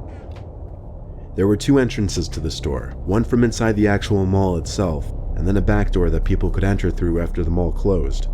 Past 9:30, I would always have to shut the gate, separating the store from the mall. Given that this was a smaller store, it was never really busy in the deep night hours, which also made my job very uneventful most of the time. But there was one night shift that turned out to be anything but uneventful. It was towards the middle of my shift. The gate between the store and the mall was down, but I could still see through it obviously into the dark half-lit hallway of the mall. The mall always had night lights on, which were much dimmer but bright enough for the security guards to see what's going on in the cameras. I was doing my own thing, organizing the shelves, making sure everything was neat, when I heard a rattle at the metal cage. I looked and saw some guy standing on the other side, grasping the gate with his hands. At first, I thought it was a security guard on duty. It was the only logical explanation, even though it was rare to ever see them walking around. But as I got closer and asked if there was a problem, I realized it wasn't a security guard. It was just some random man. He was wearing a dirty black and white plaid shirt and very baggy blue jeans. Most notably though, and what made this exceptionally strange, was that he was just looking up at the ceiling. I inched a little closer and again asked if something was wrong and if he needed help, but he just kept looking up and shaking the gate. Now, there was some kind of protocol I was supposed to follow in the case of something like this in order to get the mall security. However, I didn't know how. I didn't know what number to dial, I didn't know how to work any kind of intercoms, so all I could really do was shut it out. I turned my back to the creepy man and went back to my register behind the counter, as far away from him as possible. Unfortunately, the shelves are angled perpendicularly to the counter, not parallel, so the man at the gate was in direct line of sight from me still. He finally seemed to back away, like literally walked backwards though, with his head still up at the ceiling. All that was going through my mind was where could security be? It was to my understanding that there would be at least one person watching the cameras at night. Anyway, I tried to just move past it, resuming my cleaning activities. I couldn't help but look back outside to the mall every once in a while though. Thankfully, he was gone now. Eventually, someone came into the shop. I heard the back door slide open. I was in between two shelves and couldn't see them, so I continued with my work. After finishing up sweeping the aisle, I went back to the register to wait for the customer. I saw the customer now. They were standing at the end of the last aisle to the left, the alcohol aisle. He was looking up. At first I thought he was looking at the top shelf, so I looked away. I only looked at him for maybe a second. I bent down under the counter to put the broom and dustpan underneath, and when I stood back up to look at the customer, I felt like my heart nearly stopped. He was looking at me with a smile, not a grin, but a wide-lipped smile. It also sank in right away now that this was the same man that was out in the mall from earlier, only now he'd apparently taken off his black and white plaid shirt. I stared at him and he stared at me, and I think this went on for 30 seconds. I didn't know what to do, and I had actually frozen up in fear. The face he gave, the smile, was a pure look of horror, something straight from a horror film or someone's nightmares. I felt like he stared into my soul. I opened my mouth to speak, and my voice trembled. I think I said, "Get out or I'm calling the cops." He didn't move. He didn't even bat an eye. I ran to the back room and locked the door so I could call my manager. She wouldn't pick up after several attempts though. When I gave up, I heard a tap at the door. Not a knock, just a very gentle tap. I sat like a nervous wreck in that back room for a good 5 minutes, wanting to be anywhere but there.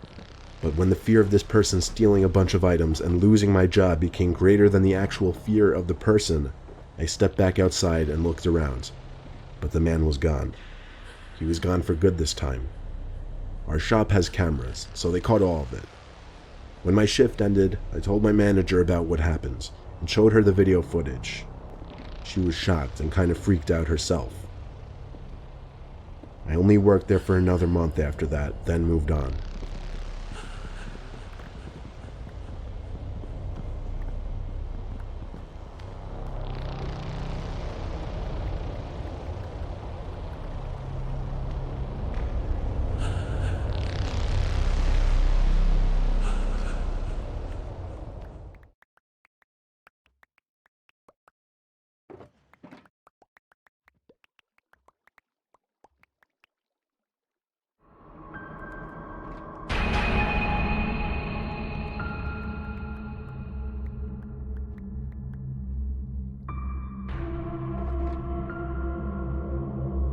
It was early June 2017. I was taking a road trip with my 9-year-old son Tom to West Virginia to visit family.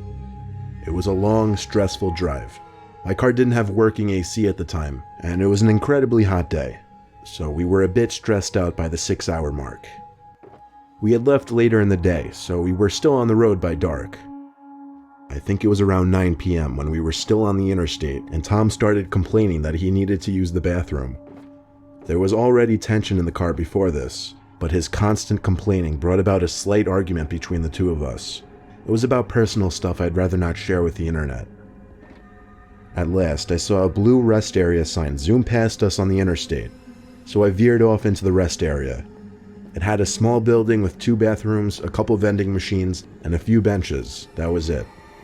There were no other cars parked nearby besides some big white pickup truck.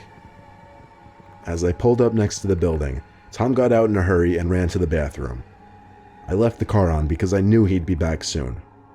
Like I said, I don't want to get into personal stuff, like why we had a bit of an argument, but it seemed we were at that stage where we weren't exchanging words anymore. I figured the rest of the ride would be silent. About a minute later, the back door opened and then shut. I wanted to say something to Tom, but I didn't know what to say, so I just stayed quiet and drove off. I noticed that the white pickup truck parked nearby was leaving as well. In fact, he was close behind me. I veered back onto the interstate and into the left lane, and the pickup truck did the same. I stepped on it a little, and so did he. He started flashing his lights, so I switched to the right lane, thinking he was nothing but an aggressive driver. But as soon as I switched to the right, so did he. He was still flashing his lights. I pulled into the right lane and started to slow down. He sped up, still in the middle lane, and when he caught up to me, he slowed down and lowered his window. I did the same, and he started yelling something to me, pointing at my car. He looked like a creepy, sketchy dude at first glance. I couldn't hear a word he was saying, so he pointed for me to pull over to the side. I told Tom to keep calm. In my head, I was saying if this guy tried to do anything funny, I would floor it. The pickup pulled up behind me on the grass, and the guy came out of his truck running to my car. I put the car back in drive as my heart was racing, ready to drive. But then he screamed, "Wait." He got to my window and said, "That's not your kid," and pointed to the back seat. As he said this, I was confused and said, "What?" He said, "That's not your kid that got in your car."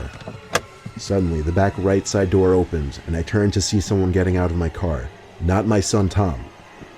I got out from the car, screaming at the tall person who seemed to be a fully grown man, but they had already disappeared into the woods. I looked at the driver of the pickup and thanked him as I suddenly panicked, thinking about what could have happened to Tom.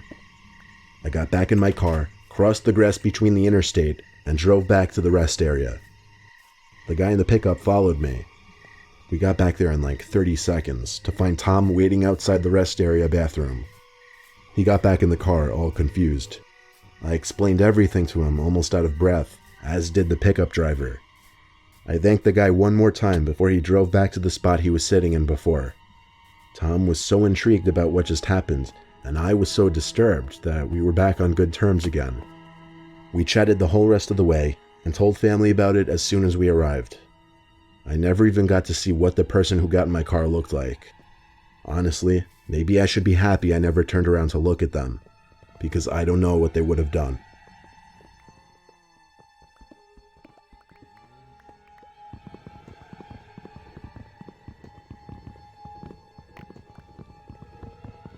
My girlfriend and I took a road trip to California recently.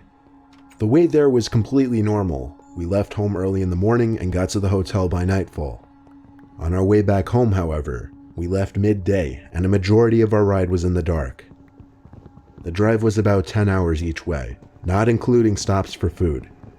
We made 2 food stops, the first after about 3 hours of driving, then one more much later and deeper into the night.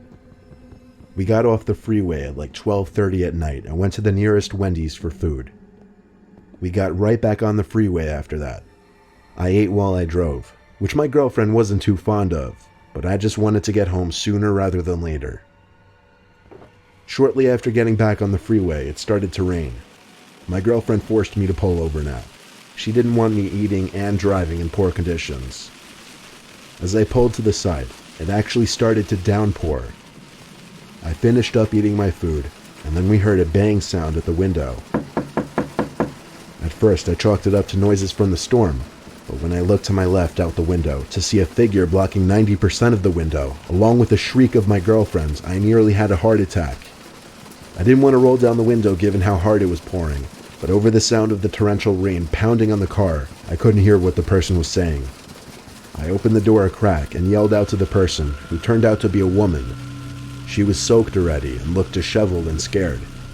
She asked for a ride, and what was I going to do? Tell her no in these conditions? I told her to get in the back seat. My girlfriend gave me a look. I don't know what kind of look exactly, but it looks kind of like a "why the hell did you let her in" kind of look. I asked the woman where she was heading. She didn't answer. I caught my girlfriend giving me a look again because of this.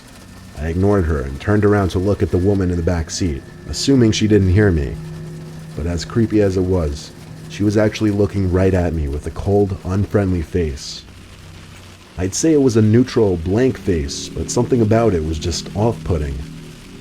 I repeated my question, and she just shrugged her shoulders and laughed. I looked at my girlfriend, who was once again looking at me.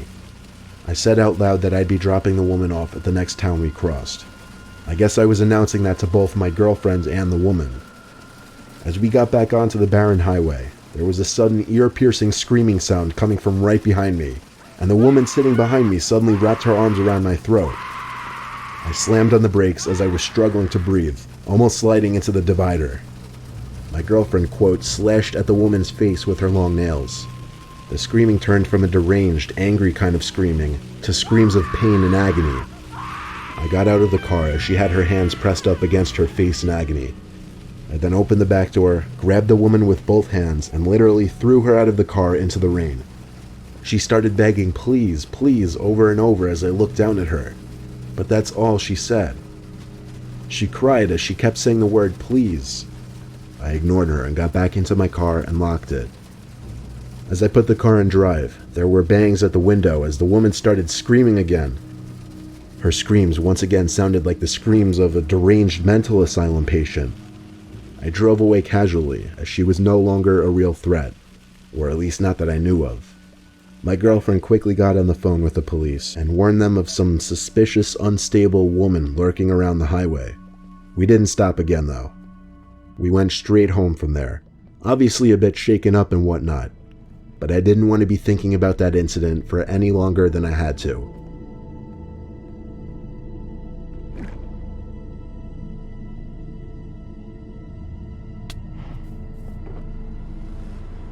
It was 2010. I was driving my Ford F-150 from my home in Pennsylvania to Georgia. I had family in the countryside of Georgia who I'd be spending the week with. It was going to be a drive of around 14 hours, and I planned on doing it all in one day. I got on the road at 10 a.m. I stopped once for lunch at some deli, and then 4 hours later I stopped at a rest area to eat the turkey sandwiches I packed in the cooler. After that, I didn't intend on making any other stops, besides for gas one more time, of course. At about 11:30 p.m., I had just filled up the tank one more time, and now I had an ETA of about 12:30. I was admittedly getting very tired now. I didn't think to get coffee at the gas station for some reason. The route the GPS was taking me down from the gas station seemed a little odd. I wasn't on the highway anymore. It was just taking me down some country-ass side roads. My truck is high up, so I got a good view of everything, and I also had a light bar installed, which really helped in lighting up these pitch-black roads. I was so tired, and I knew I shouldn't have been driving anymore, but I was so close to my cousin's house that I had to keep going. I came to a stop sign and made a left turn off some quiet road onto an even quieter road. The speed limit on this road was 45 though, which was good. This road was empty of any kinds of buildings or houses. It was just woodland on either side. I was going like 55 to 60 miles per hour, blazing down this road since it really seemed like no other cars would be on this type of road at this hour. Then suddenly I saw like 4 shiny objects coming up fast in the road ahead of me. I slammed on the brakes, and as I got closer, I figured out what they were. They were traffic drums, like those big cylinder traffic cones. My truck managed to come to a halt before I rammed into the drums. I got out of my truck with my baseball bat, confused as hell. I went over to the traffic drums and realized there was something else behind the traffic drums. It was a spike trap, like the kind police use. I didn't know what to think. Was there some kind of police activity going on? Or did somebody set this up as a trap? I cautiously looked all around me as I inched back to my truck. Then I heard someone scream help. It came from the woods on the left side of the road. There was no way I was about to go into those woods. The most I was willing to do was call out, "What's wrong?" No answer. I walked to the edge of the road and looked into the forest. The only reason I could see anything was because of the lights from my truck. In the corner of my eye, I spotted him. Without looking directly at him, I saw someone crouched down behind a couple bushes. I didn't run, I just casually walked back to my car. When I got in and shut the door, I looked to my left to see two silhouettes by the edge of the woods on the side of the road, walking towards my truck. I drove the truck to the right side of the road onto the dirt and past the spike trap. I don't think they anticipated me actually going around, but when I looked in the rearview mirror, I saw at least 3 silhouettes standing by the traffic drums, lit up only briefly by the taillights of my truck. A few seconds later, they were gone out of my vision and out of my life forever. This was not something I would have ever expected to happen to me. Nevertheless, I'm glad I made it out alive.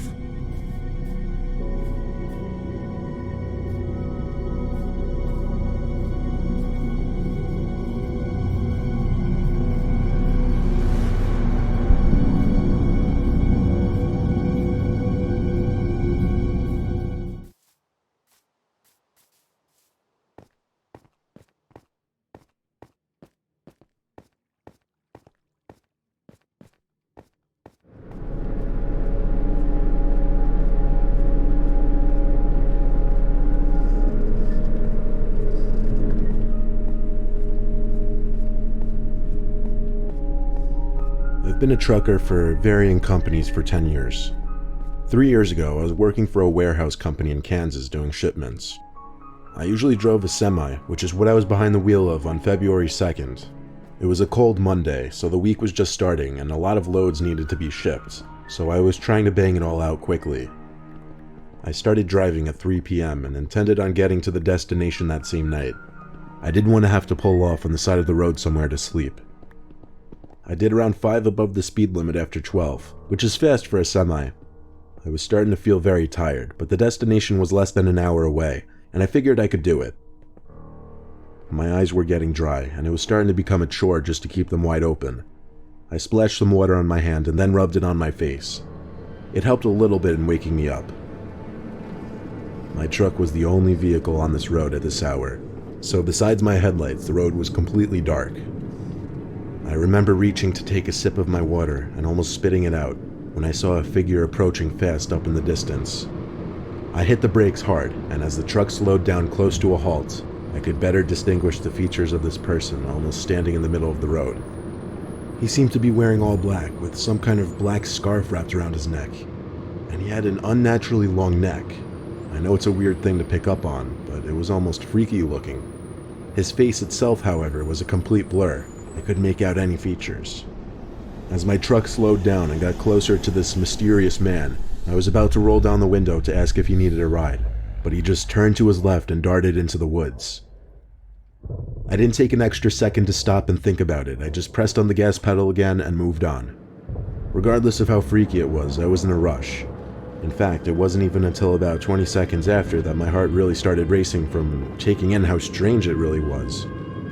Maybe 5 minutes later, I was able to get over it. But just like that, something else happened.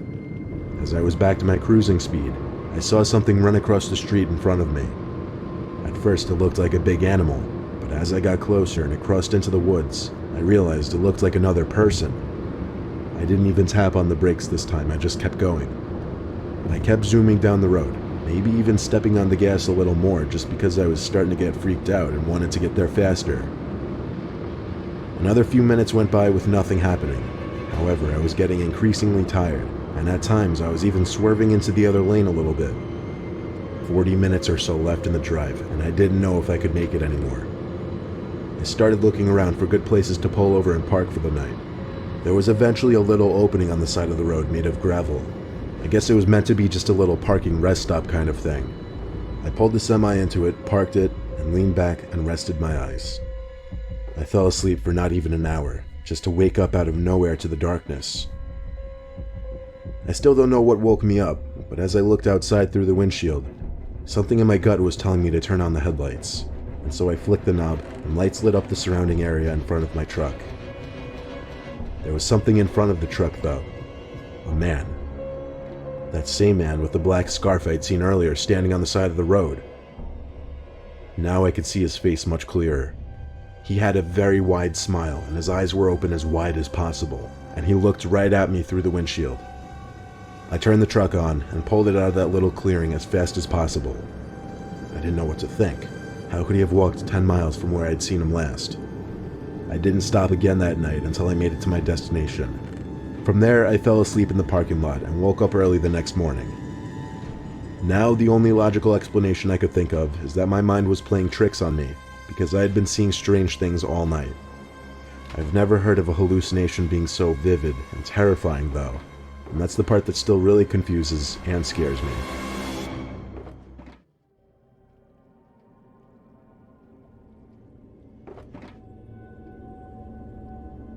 Before getting an office job in the city, I was a UPS driver for 2 years.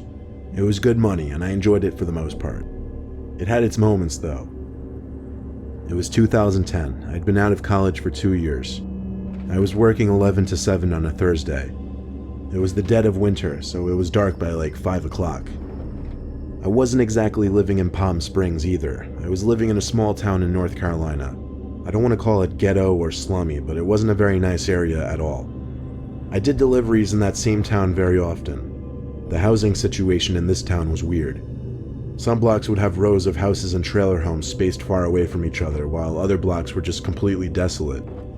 This made for less deliveries altogether because the houses were so spaced out and far from each other that it took longer than, say, a regular suburban or urban community. Deliveries were always marked on the map so that I could take a more strategic route instead of just driving all over the place. After hours and hours of deliveries, all over a span of at least 3 different small towns, I started heading down one of those streets I'd mentioned just now. Spaced out trailer homes and small houses on one side, forest on the other side. It's a little past 6 p.m. and my shift is winding down with not too many deliveries left. There was one house on this block, and the package was to be signed for, meaning I couldn't just leave it on the stoop. I pulled up in front of the house, went to the back of the truck, and pulled out one of the biggest and heaviest boxes of the day. There was some kind of small metal pieces bumping around in the box, lots of them. I couldn't even try to take a guess at what could be inside. My job was just to lug the thing to the front door of the trailer home, and that's just what I did. There was no doorbell in this home, so I had to knock. There were no lights on in there though, and I didn't see a car out front, so I was hoping somebody was home. I knocked a few more times, then I saw the curtains to one of the windows move, and footsteps come to the door. Then there was a long pause, a suspicious and unnecessarily long pause before the door finally cracked open. Some older woman poked her head out all paranoid-like, and when I said she had a package to sign, she opened the door fully. She seemed fidgety as I asked her to sign the device. She did so.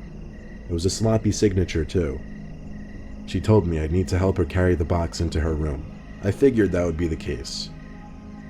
The moment I stepped into the trailer home, I got a huge whiff of some kind of stench. You know how every home has a distinct smell, whether it be good or bad? Well, this home smelled awful. I don't know what it was. She was leading me to a back section behind the tiny living room space. She took me to a narrow hallway where I struggled to carry the box, and then brought me to a door. She opened the door and told me to maneuver the box into the closet in the back of the room. I asked her to flick on the light. She said the light didn't work. It was next to pitch black in there, with the only source of light being the lamp from the living room seeping down the hall into this room. I could see just the slightest amount to navigate the box inside of the room. As I got close to the closet, I saw someone standing in the corner of the closet. I knew for certain it was a person because of the shape of the outline, and there was movement. There was no logical explanation to this. This person was clearly hiding from me, waiting. I left the box where it was and walked past the woman and said, "Have a nice day." She started to scream at me to come back and help her, then she went as far as to call me a piece of shit. I didn't know what this woman and whoever was in that closet were planning on doing, and I didn't want to stick around to find out. I went on with my shift and went home that night, and thus began my job hunt for a newer, better job.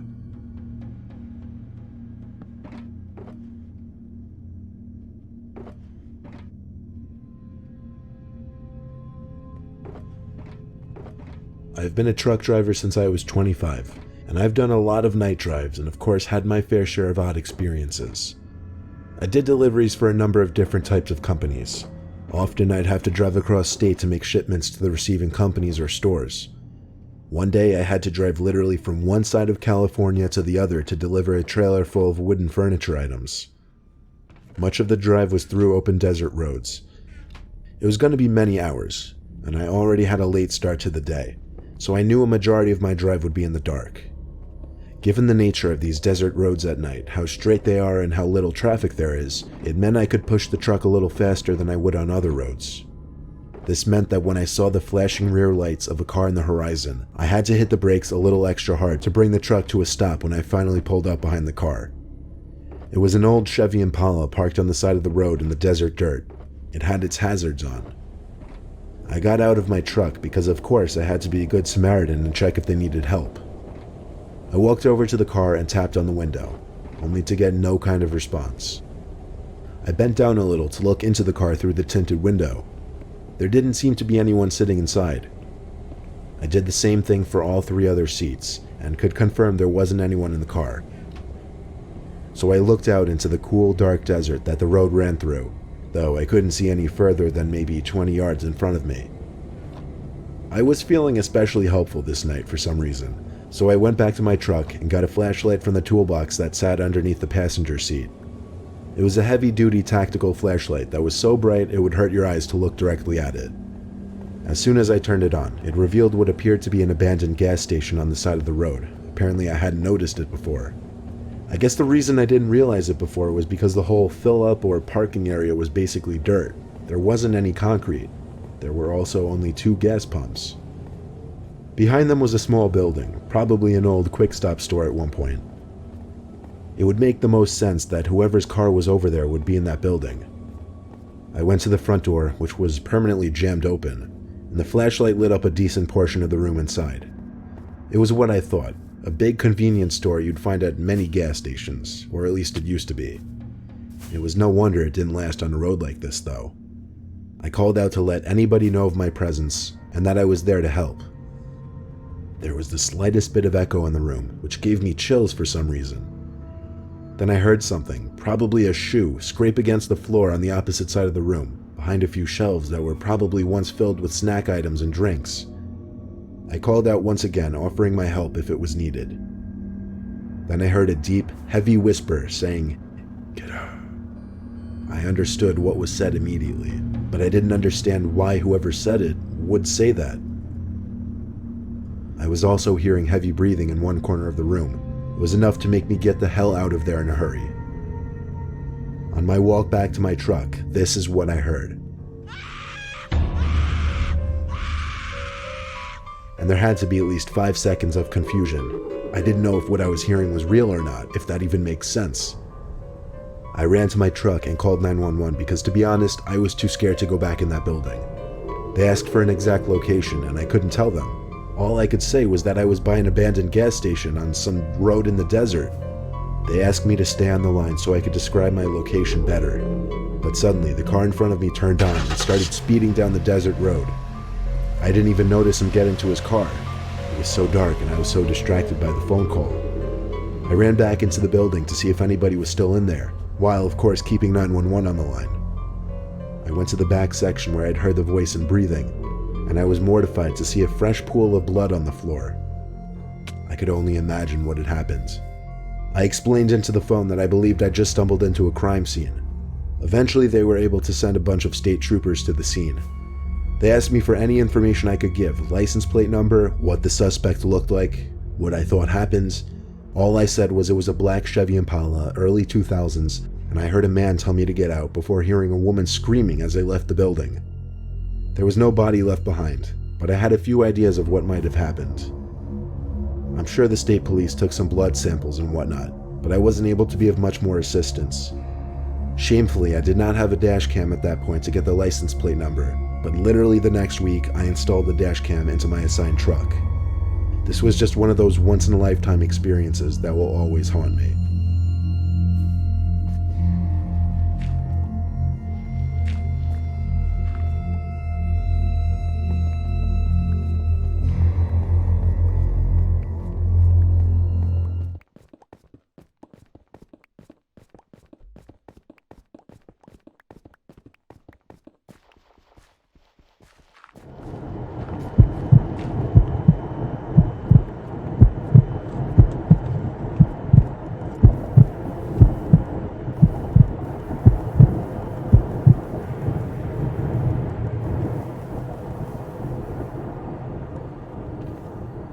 It happened on a night that I was the designated driver among my group of friends after a party. My friends were Michael, Eddie, and Daniela. We live in the country, so anytime we wanted to go to the bars or parties, we'd have to travel long distances. That's why it's such a big deal for one of us to be sober enough to drive. We were driving down the 513, which is an unlit highway littered with the occasional house or two, but mostly forest. The road leads to town where most of the bars are. This story takes place on the way back from town. Daniela started to cry that she had to piss really bad. I told her she'd have to wait a while longer, but not gonna lie, I started to get the urge as well. That mixed with the fact that Daniela was now screaming in her drunken fit, I figured why not pull over to the side of the road and just piss somewhere in the woods. Daniela got out first and disappeared into the crops on one side. I went to the opposite side of the road and slightly into the woods just because I'm the type of person who can't have people watching me piss. I finished first and got back in the car. Eddie and Michael were singing to the roaring rap music playing on the radio, while I pretty much just sat there in silence, growing impatient. My two drunk friends didn't seem to find anything strange about the fact that Danielle had now been gone for 5 minutes, so I got back out to call her name. Michael has a much stronger voice than I, so when he screamed for her, it would be impossible for her not to hear. But still, she didn't call back. I didn't want to go in those crops, but I kind of felt like I had to since she's my friend, and I was the most aware at that moment. I forced Michael to come with since I was afraid to go in alone. Eddie stayed in the car, he was just too far gone at this point. With the flashlight from my glove box, Michael and I pushed our way through the thick, overgrown crops, walking in the only direction we could think to go, straight away from the car. Michael was calling Danielle's name while laughing his ass off. I could understand why he was finding it funny in his condition, but I just wanted to make sure she was alright and get home. Over the sounds of her own footsteps brushing crops aside and Michael's laughter, I heard something else in the near vicinity. I put my arm out to Michael's chest to halt him. Now all that could be heard was the night breeze blowing through the crops. "What is it?" Michael whispered, to which I responded, "Shh." "That." Michael called out Daniela's name again. I joined in, figuring it was just her trying to sneak up on us and scare us. And again, the footsteps stopped. So we walked a little deeper into the crops. That's when we came to a narrow clearing stretch. I don't know much about crops and farming or anything, but it seemed to be some little stretch for people to walk through. It was probably the width of 2 people, just enough to walk through. I looked to my left, as far down as the light would let me see, and then to the right. I could hear 3 footsteps, and then a couple crops pushed outward into the opening, as somebody stepped into view. At first my light was only revealing their legs, so by default under the circumstances I assumed it was Michael. However, the light revealed it to be not Michael, but instead some random man who I'd never seen before. His facial features weren't clear enough to give a good description, but he didn't look friendly. I ran for it back in the only direction I remembered coming from. I guess I ran so fast that it only took me about 10 seconds to make it back to the car. Eddie was passed out in the car at this point, so I didn't bother trying to get help from him. I was honking the horn to get Michael's and hopefully Daniela's attention. The sight of that man just disturbed me. I didn't know if he owned this land or not. I continued to land the horn until finally, Michael came out of the crops dragging Daniela, who seemed to be out cold. I got out to help him lift her back inside of the car and plop her on the seat. Michael pointed out the gash on her forehead, as if she had been struck with a heavy, sharp object. Michael seemed to be sobering up pretty quickly due to the situation.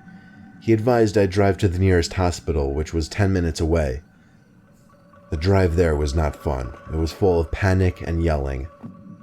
We brought Daniela in to have her wound treated as soon as possible.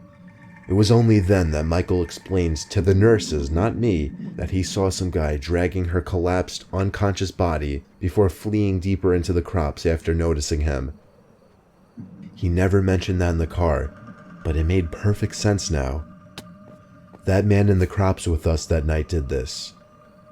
Daniela was awake after she got all stitched up, and she had no recollection of the entire night, from the moment we stepped into the party to the moment she got struck in the head.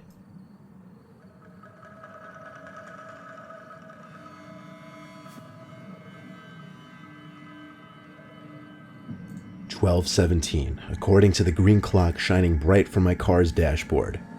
I still remember that number as I was driving home from the night shift at the pharmacy I worked at. Taking the highway at this hour is a little dangerous since there's no lights, usually no other cars at that hour, and commonly deer would walk out onto the road, and you wouldn't notice them until it'd be too late if they were in your direct path. That's why I always drive slow on it, 50 max. As the road curved to the left, a clear row of reflective lights appeared in the horizon, which I quickly realized was the reflective tape of a row of traffic cones, as well as a flashing blue light in the distance. In front of them seemed to be the reflective material on a safety vest. I was so confused trying to figure out what the hell this was about that it didn't even hit me that I should be slamming on the brakes until it was almost too late. The car came to a halting stop as the horrid screeching of my tires stopped, and the man wearing the reflective vest started walking over to my car, arms out waving. I guess he was telling me not to move the car. As the man got closer, I could see what appeared to be a police uniform under the vest. He knocked on my window with the joint of his pointer finger, so I took that as lower your window. I rolled down the window, better revealing the man's face. To give a good description, he was black, about 6 foot, skinny, slight stubble, and a left earring. He was kind of young, I'd have to guess around 25. He spoke in a very low, non-commanding voice, especially for an officer. He said, "License and registration, please." I paused for a second and asked if I did something wrong, because I definitely wasn't speeding. He paused as well and looked slightly to the left and then back at me. "Sir, this is a sobriety checkpoint," he said in once again a very non-commanding voice. I asked why he would need my ID and registration then if I had not yet been suspected of anything. He leaned back from my car and asked me to step out of the vehicle to begin the test. I opened my door and stepped out. Immediately I noticed the cop towered over me in height. He took a roll of tape out from his vest pocket and laid it down onto the ground, stretching it to a length of about 15 feet. He told me to step on the end of the roll of tape and place my arms out to my sides as I walked across the tape in a straight line. I easily did it with no issues, with the cop directly behind me the whole time, uncomfortably close. When I got to the end of the roll of tape, I could more easily see that blue flashing light. It wasn't sitting on top of a police car, it was sitting on some older, small sedan. I looked back at him and asked to see his badge, and he just looked at me with the blankest stare. It started to sink in, and I literally mean that, because I felt like my heart was sinking. This guy wasn't a cop. He said something next that I couldn't quite distinguish at first, but as he got to his car, I assumed he said, "I'll go get it 1 second." He was bent over into his car grabbing something. While he was distracted, I ran back to the car. He looked at me as I started the car and raised a gun up to me. It goes without saying I put the pedal to the floor as the car jumped into an acceleration through the traffic cones. I saw the headlights of the guy's car go on as I was a few hundred feet away, but at that point I was already going over 60, and there was no way he'd be catching me. I got off at the next exit, and as soon as there were street lights around, I turned off my car lights to draw less attention as I finished the drive to my house. I only wish I had a dash cam at the time so I could have gotten it on video. I swear it would have wound up on the news.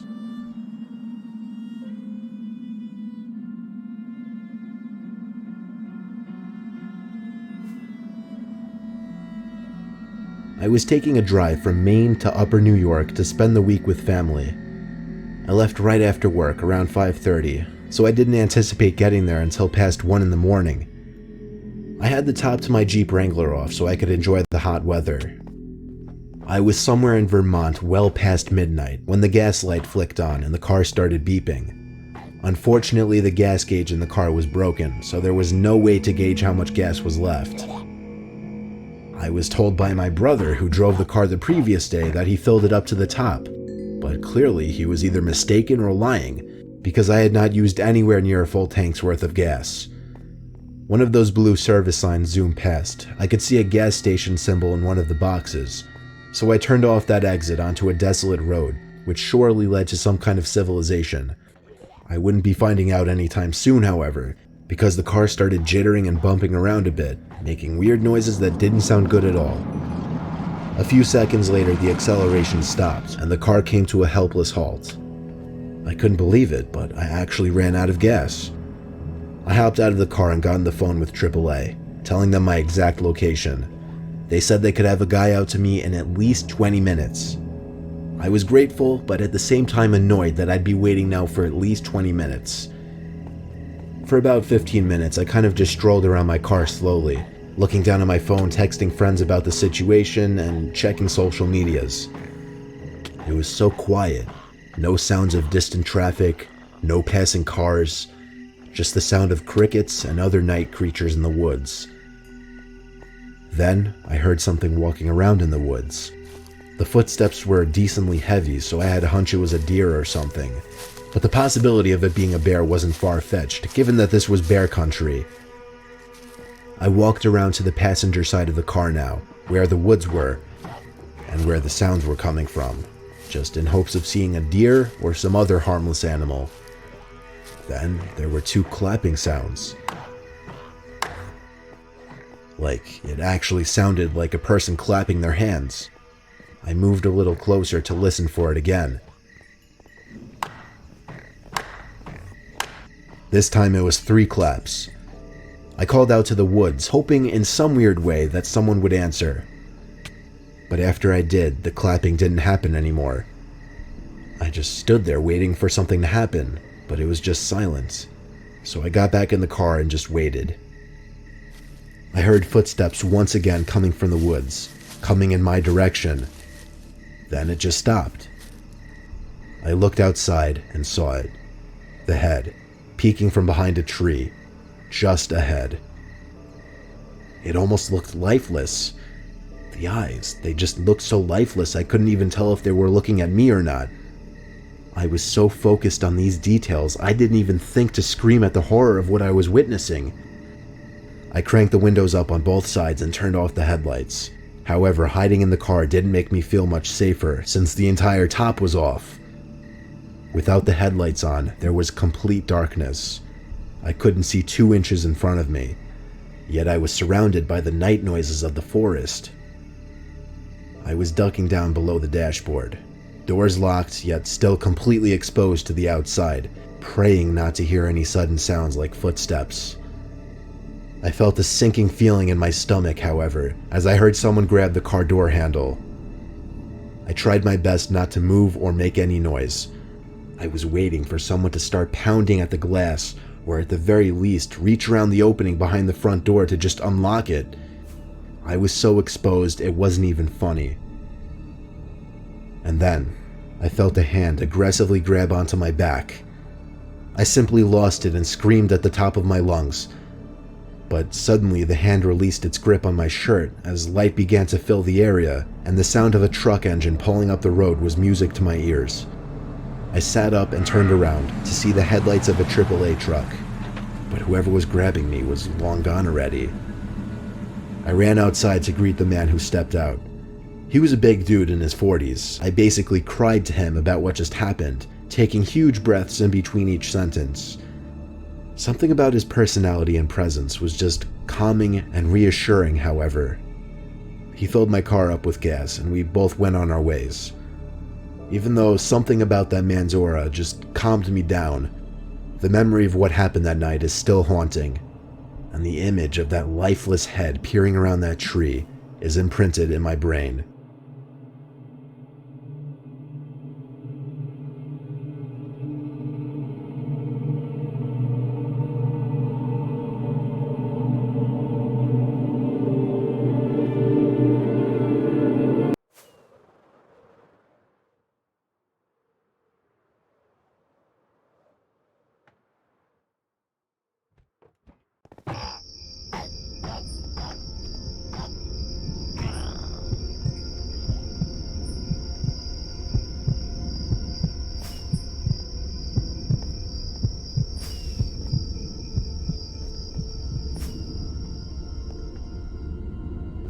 Every so often when we were little, our parents would go away for a weekend while our Uncle Ron would watch us.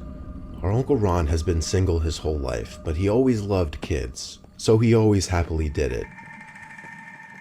One Friday night, the same night our parents left town, we were all watching Titanic during a monster snowstorm. Me, my two brothers, my older sister, and our Uncle Ron. I remember certain parts of this night so vividly, but other parts I just draw blanks. I do remember, however, that the power flicked off briefly, and we had to reset the VCR to get back to where we were in the movie. Shortly after that, our Uncle Ron was fast asleep. We let him sleep while we kept watching the movie. It was at the part where Rose was running with the axe back to the room that Jack was trapped in. One of my brothers was coming back from the bathroom, and on his way, he went outside for whatever reason, likely just to look at the snow. He came back inside yelling for us to come take a look at something. Starved for a little excitement, I guess, the three of us ran to the back door. We could see what he was talking about now. There was a set of footprints in the snow. It led from the back door, then to the window, and then back in the direction of the yard and woods. To make the matter even more eerie, he said he heard the back doorknob turn. Our sister, even though she was the oldest by 3 years, ran inside freaking out. My brothers and I, on the other hand, were kind of excited by it and wanted to follow the footprints.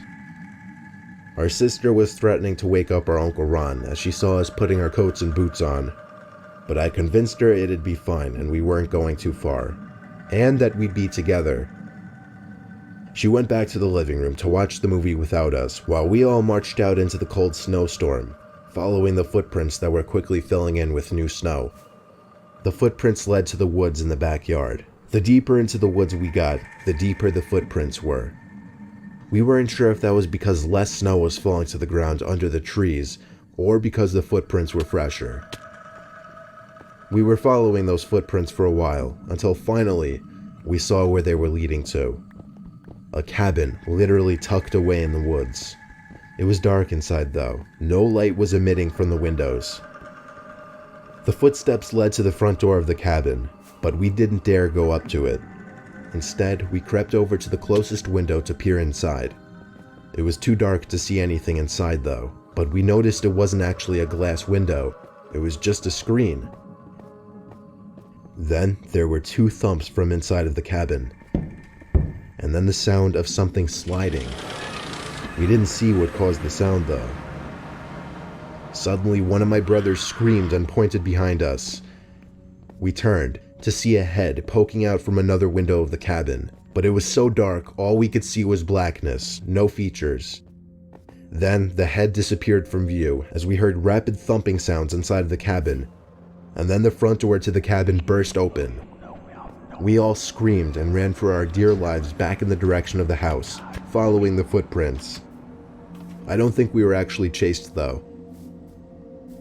The next day we tried taking our Uncle Ron on a hike to that cabin, but we couldn't for the lives of us find it. The creepiest thing to this day, we still live in the same house, And after all these years, we still never came across that cabin again. In fact, we can't even find it on maps or Google Earth. If it weren't for the fact that I was with my two brothers, I would question if this ever even happened.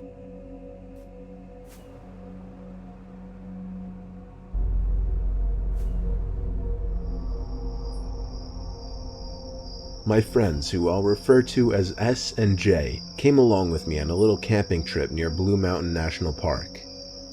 We set up camp near a small pond, just because it seemed like the coolest place to chill. The point of this whole trip was mainly just to get out, drink a bunch of beers with friends, and chill. I cracked open my second Budweiser, laughing it up with S and J, talking about some of our other friends, with music playing in the background, overall just having a good time. Then, however, I saw S reach over for the speaker and turn it down all the way, and then shushed us and pointed out to the pond. S whispered, "Do you guys see that?" Jay and I looked out to the pond. The campfire had a glow that partially reflected on the pond water, but even yet, I couldn't see what he was pointing at. S whispered, "There's something in the water." I went into the tent to get the flashlight from my bag. When I came out, S said don't, but I turned it on anyway and aimed it at the pond. The light didn't reveal anything or anyone, but we did all hear the sound of water being pushed, as if someone or something were walking in it. I turned out the light just because I was freaked out and looked at my two friends, who were both wearing cringing faces. I told S to shut off the speakers completely now. We all sat in our chairs, not really saying much anymore, just listening to the surroundings. About an hour passed, and within that time, nothing happened. So we grew more comfortable again, and things went back to normal. Eventually, I went to my tent, and S and J went to the tent that they'd be sharing, and we all went to sleep. Now that I was alone with my thoughts, however, I started thinking of that thing that S said was in the water. He never actually described what it looked like, if it was an animal or a person. My sense of hearing was heightened as I was in a state of alert, and because of that, I heard something from the woods. I sat up, since that always seems to help with concentration. I needed to hear one more sound before I could confirm something wasn't right. There was the sound again, much closer now, and I was able to confirm it was a foot hitting the ground. Whether it was a person's foot or an animal's foot was still unclear, however. I heard another footstep, this time much closer. It was clear someone or something was sneaking around our campsite. There was one final footstep. It was really close to the tent. I started texting S, but I was only able to type out the words, "There's something," before the gut-wrenching, blood-curdling scream pierced through the walls of the tent. I couldn't tell if it was the scream of a man or a woman. It's hard to explain, but it was deep enough where it could be a man, but not so deep to the point that it couldn't be a woman. The scream lasted about 5 seconds. Then there was silence. I didn't know if I should get out, call for my friends, or stay silent. I texted S, "Dude, we have to run." He responded, "What was that?" I didn't answer right away. Instead, I tried to think of what we could do. But pretty soon, S texted me again, saying the coast is clear, run for the car. I grabbed the keys from my bag, opened the zipper to the tent, and sprinted to the car, which luckily was only about 30 seconds away. We stayed in the car all night and went back the next morning for our stuff, which luckily was all still there. Still have no idea who, or even dare I say what that thing was at our campsite that night. Just happy we got out okay.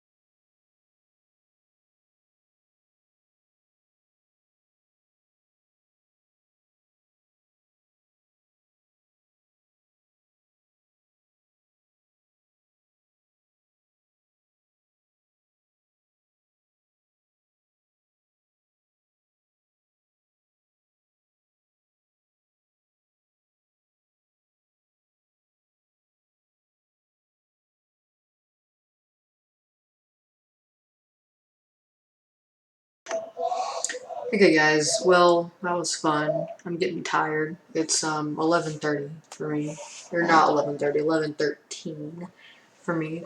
So yeah.